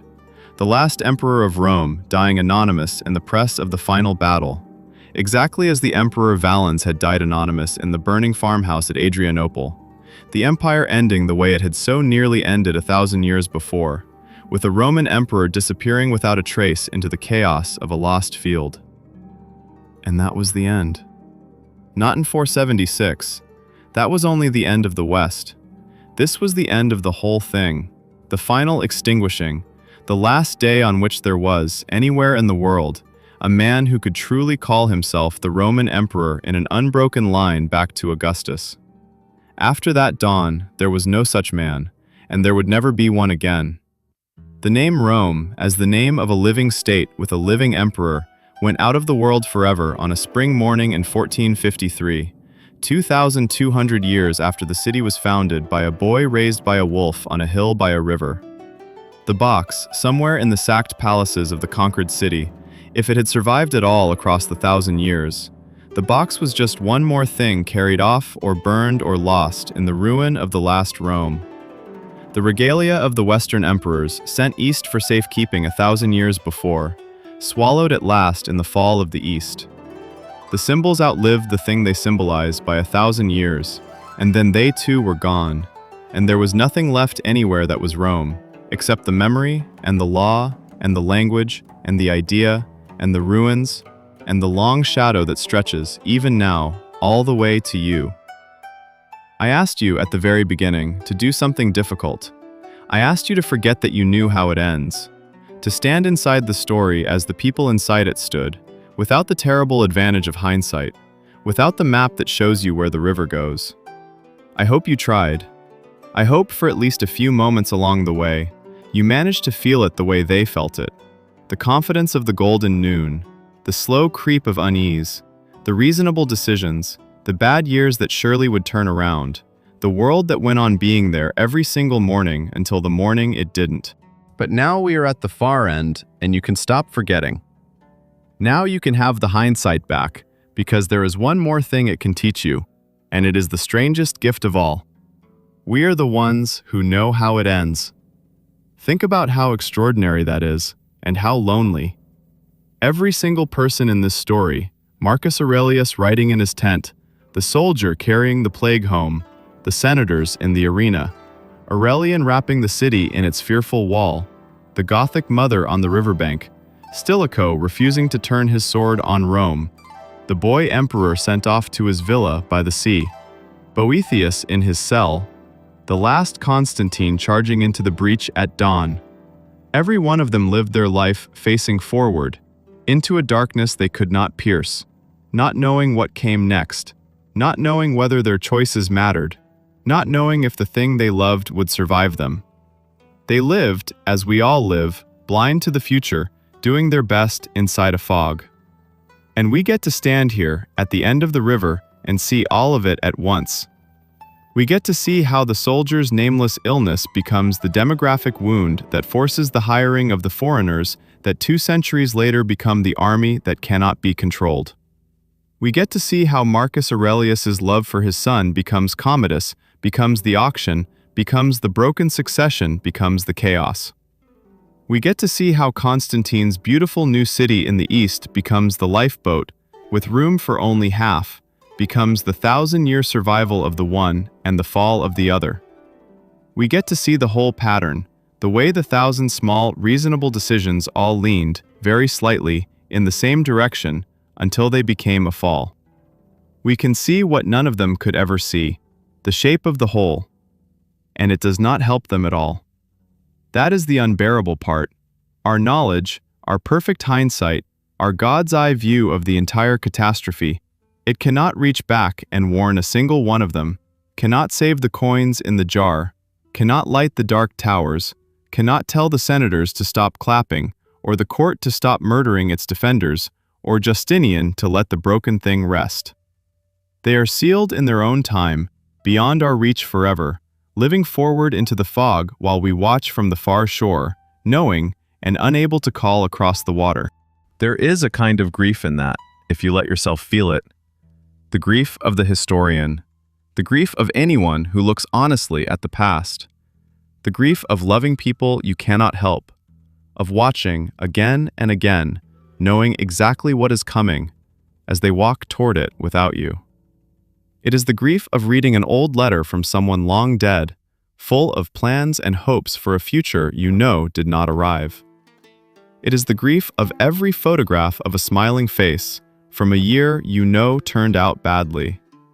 To know how it ends is to be exiled from the people whose ending you know. We can see them. We cannot touch them. They cannot hear us. But there is also, in that same knowledge, the gift I promised you. And it is not for them. It is for us. It is for you. Because one day, you will be the one in the photograph. One day, you will be the one whose letters someone reads, knowing how it turned out, while you wrote them not knowing. One day, and this is certain, this is the one thing that is certain, you will be the past. The world you live in, the world that feels so solid and so permanent and so obviously the way things simply are, will become a strange old country that the living study and struggle to understand. Its certainties forgotten, its monuments half explained, its ordinary daily texture lost almost completely, knowable only through the fragments that happen to survive. Someone, someday, will stand at the far end of their river and look back at your time and see a pattern in it that you, living inside it, facing forward into your own fog, could never see. And what the Romans teach us, what the whole long story of their ending teaches us, if it teaches anything, is not how to escape that. There is no escaping it. The wheel turns. Boethius was right. Everything that rises comes down, and no one who rides the wheel has any right to be surprised. What they teach us is how to live well anyway. How to live well inside the not knowing. Because they did, you know. That is the thing we forget when we reduce them to a cautionary tale, to a list of mistakes, to a civilization that failed. They lived. Across all those centuries of slow decline, in every single one of those bad years that no one knew were part of a fall, people loved each other and raised their children and made beautiful things and were kind to strangers and laughed and built and hoped and stamped eternal on their coins and meant it. The decline did not make their lives meaningless. Nothing could make their lives meaningless. A life is not made meaningful by lasting forever, or by being on the winning side of history, or by belonging to a civilization that endures. A life is made meaningful from the inside, in the living of it, in the ordinary days, regardless of what the long retrospect will say. The Romans did not need to know they were in the last days. Neither do we. The not knowing is not a curse. It is simply the condition of being alive. And they met it, most of them, most of the time, with exactly the mixture of courage and blindness and love and ordinary daily hope that you bring to your own unknowable future every single morning when you get up and bake the bread of your one brief life, as though the world will go on, because it is the only way to live, and because, for now, this morning, it does go on. So let me bring you back, one last time, to the fires. It is the image I have asked you to carry through this whole long darkness, and now, at the end, I want to give it back to you, changed, the way the people who lived beneath it had it changed for them across the centuries. The watchtowers on the great rivers, the little iron baskets at the top, the flame lit at dusk, every dusk, for 400 years, and the next tower seeing it, and lighting its own, and the next, and the next. The chain of lights running away into the dark, in both directions, further than any eye could follow. And the meaning of it, the simple, unbearably hopeful meaning that every one of those flames carried down the line, night after night, generation after generation. All is well. The line holds. We are here. I want you to stand on the riverbank now, at the very end of everything, long after the fall, and look at where the fires used to be. The towers are still there, some of them. Stone outlasts almost everything, and 1,000 years from now, there will still be travelers who pass a crumbling square Roman tower on a riverbank and wonder, vaguely, what it was for. But the fires are out. They have been out for so long that no one alive remembers them burning. There is no one to light them, because there is no line to hold, because there is no empire behind the line, because the whole world that gave the fires their meaning has drained away into the past. The dark on the riverbank is complete, and it is just the ordinary dark of any night anywhere. The dark that was there before Rome, and will be there after everything. The dark the fires briefly, bravely held back for 400 years, and then surrendered to, one flame at a time, with no one watching. That is the truest image I can give you of how a world ends. Not the sack, not the battle, not the barbarian at the gate. Those are the endings we put in the stories because they have a shape we can bear. The real ending is the fire that is simply not lit one night, by no one, for no reason anyone records, and then is not lit again, and the dark that closes over the place where the light used to be, so gently and so gradually that there is never a moment you could point to and say, now it is gone. It was always going. It went the way the light goes out of the sky after sunset. Not at any instant you can name, but continuously, imperceptibly, until you look up and find that without your ever having seen it happen, the day has become the night. The fires went out. The towers stand empty on the dark rivers. The granaries are silent, the harbors silted, the aqueducts dry, the baths cold, the marble burned to lime, the books rotted in the damp, the coins still waiting in their jars for owners who will never come. The boy who was the last Western emperor lived out his days in a sunlit villa and was forgotten. The last Eastern emperor charged into the dawn and was never found. The box of regalia crossed the sea and vanished into 1,000 years and was lost. The eagles are gone. The legions are dust. The word eternal, stamped on all of it, turned out to mean a few hundred years, which is what eternal always means, which is all it has ever meant for anything human beings have ever built. And yet here you are, listening, in a language descended from theirs, to a story they could not have dreamed would still be told, in a world they could not have imagined, 2,000 years after their golden noon. The empire fell, and the empire is everywhere. It fell, and we count our months by a calendar they reformed, and we argue in a logic they refined, and we govern by laws that grew from theirs, and we build with arches they perfected, and we tell our children the stories they told, and we stand among the bones of their cities and feel, still, across all that time, the pull of the thing they made, the dream of an order vast enough to hold the whole world in a single piece. They could not make it last. No one can make anything last. But they made it real, for a while, brightly, and the light of it did not entirely go out when the fires on the rivers did. Some of it traveled. Some of it reached us. Some of it is reaching you, right now, in the dark, as you listen. That is what is left, in the end, of the greatest empire the Western world ever built. Not the power, not the gold, not the marble or the eagles or the walls. What is left is the part that was never material at all. The meaning, the memory, the idea. Carried forward across the centuries not by armies or emperors, but by the quiet, faithful few who loved it enough to copy a book in a cold room, to measure a ruin, to remember a name, to tell the story one more time so that it would not be lost. The empire was saved in the only way anything is ever saved from time, which is not by lasting, but by being remembered.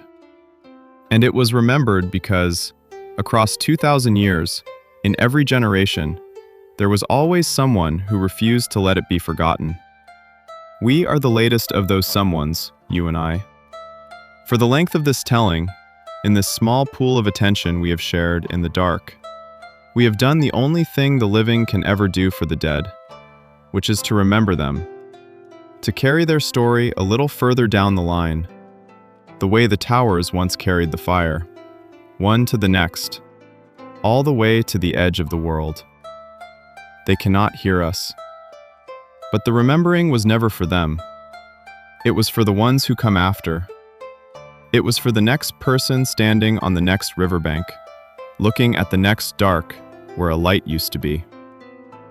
Everything ends. That is not the sad part of the story. That is just the truth of the story, the truth of every story.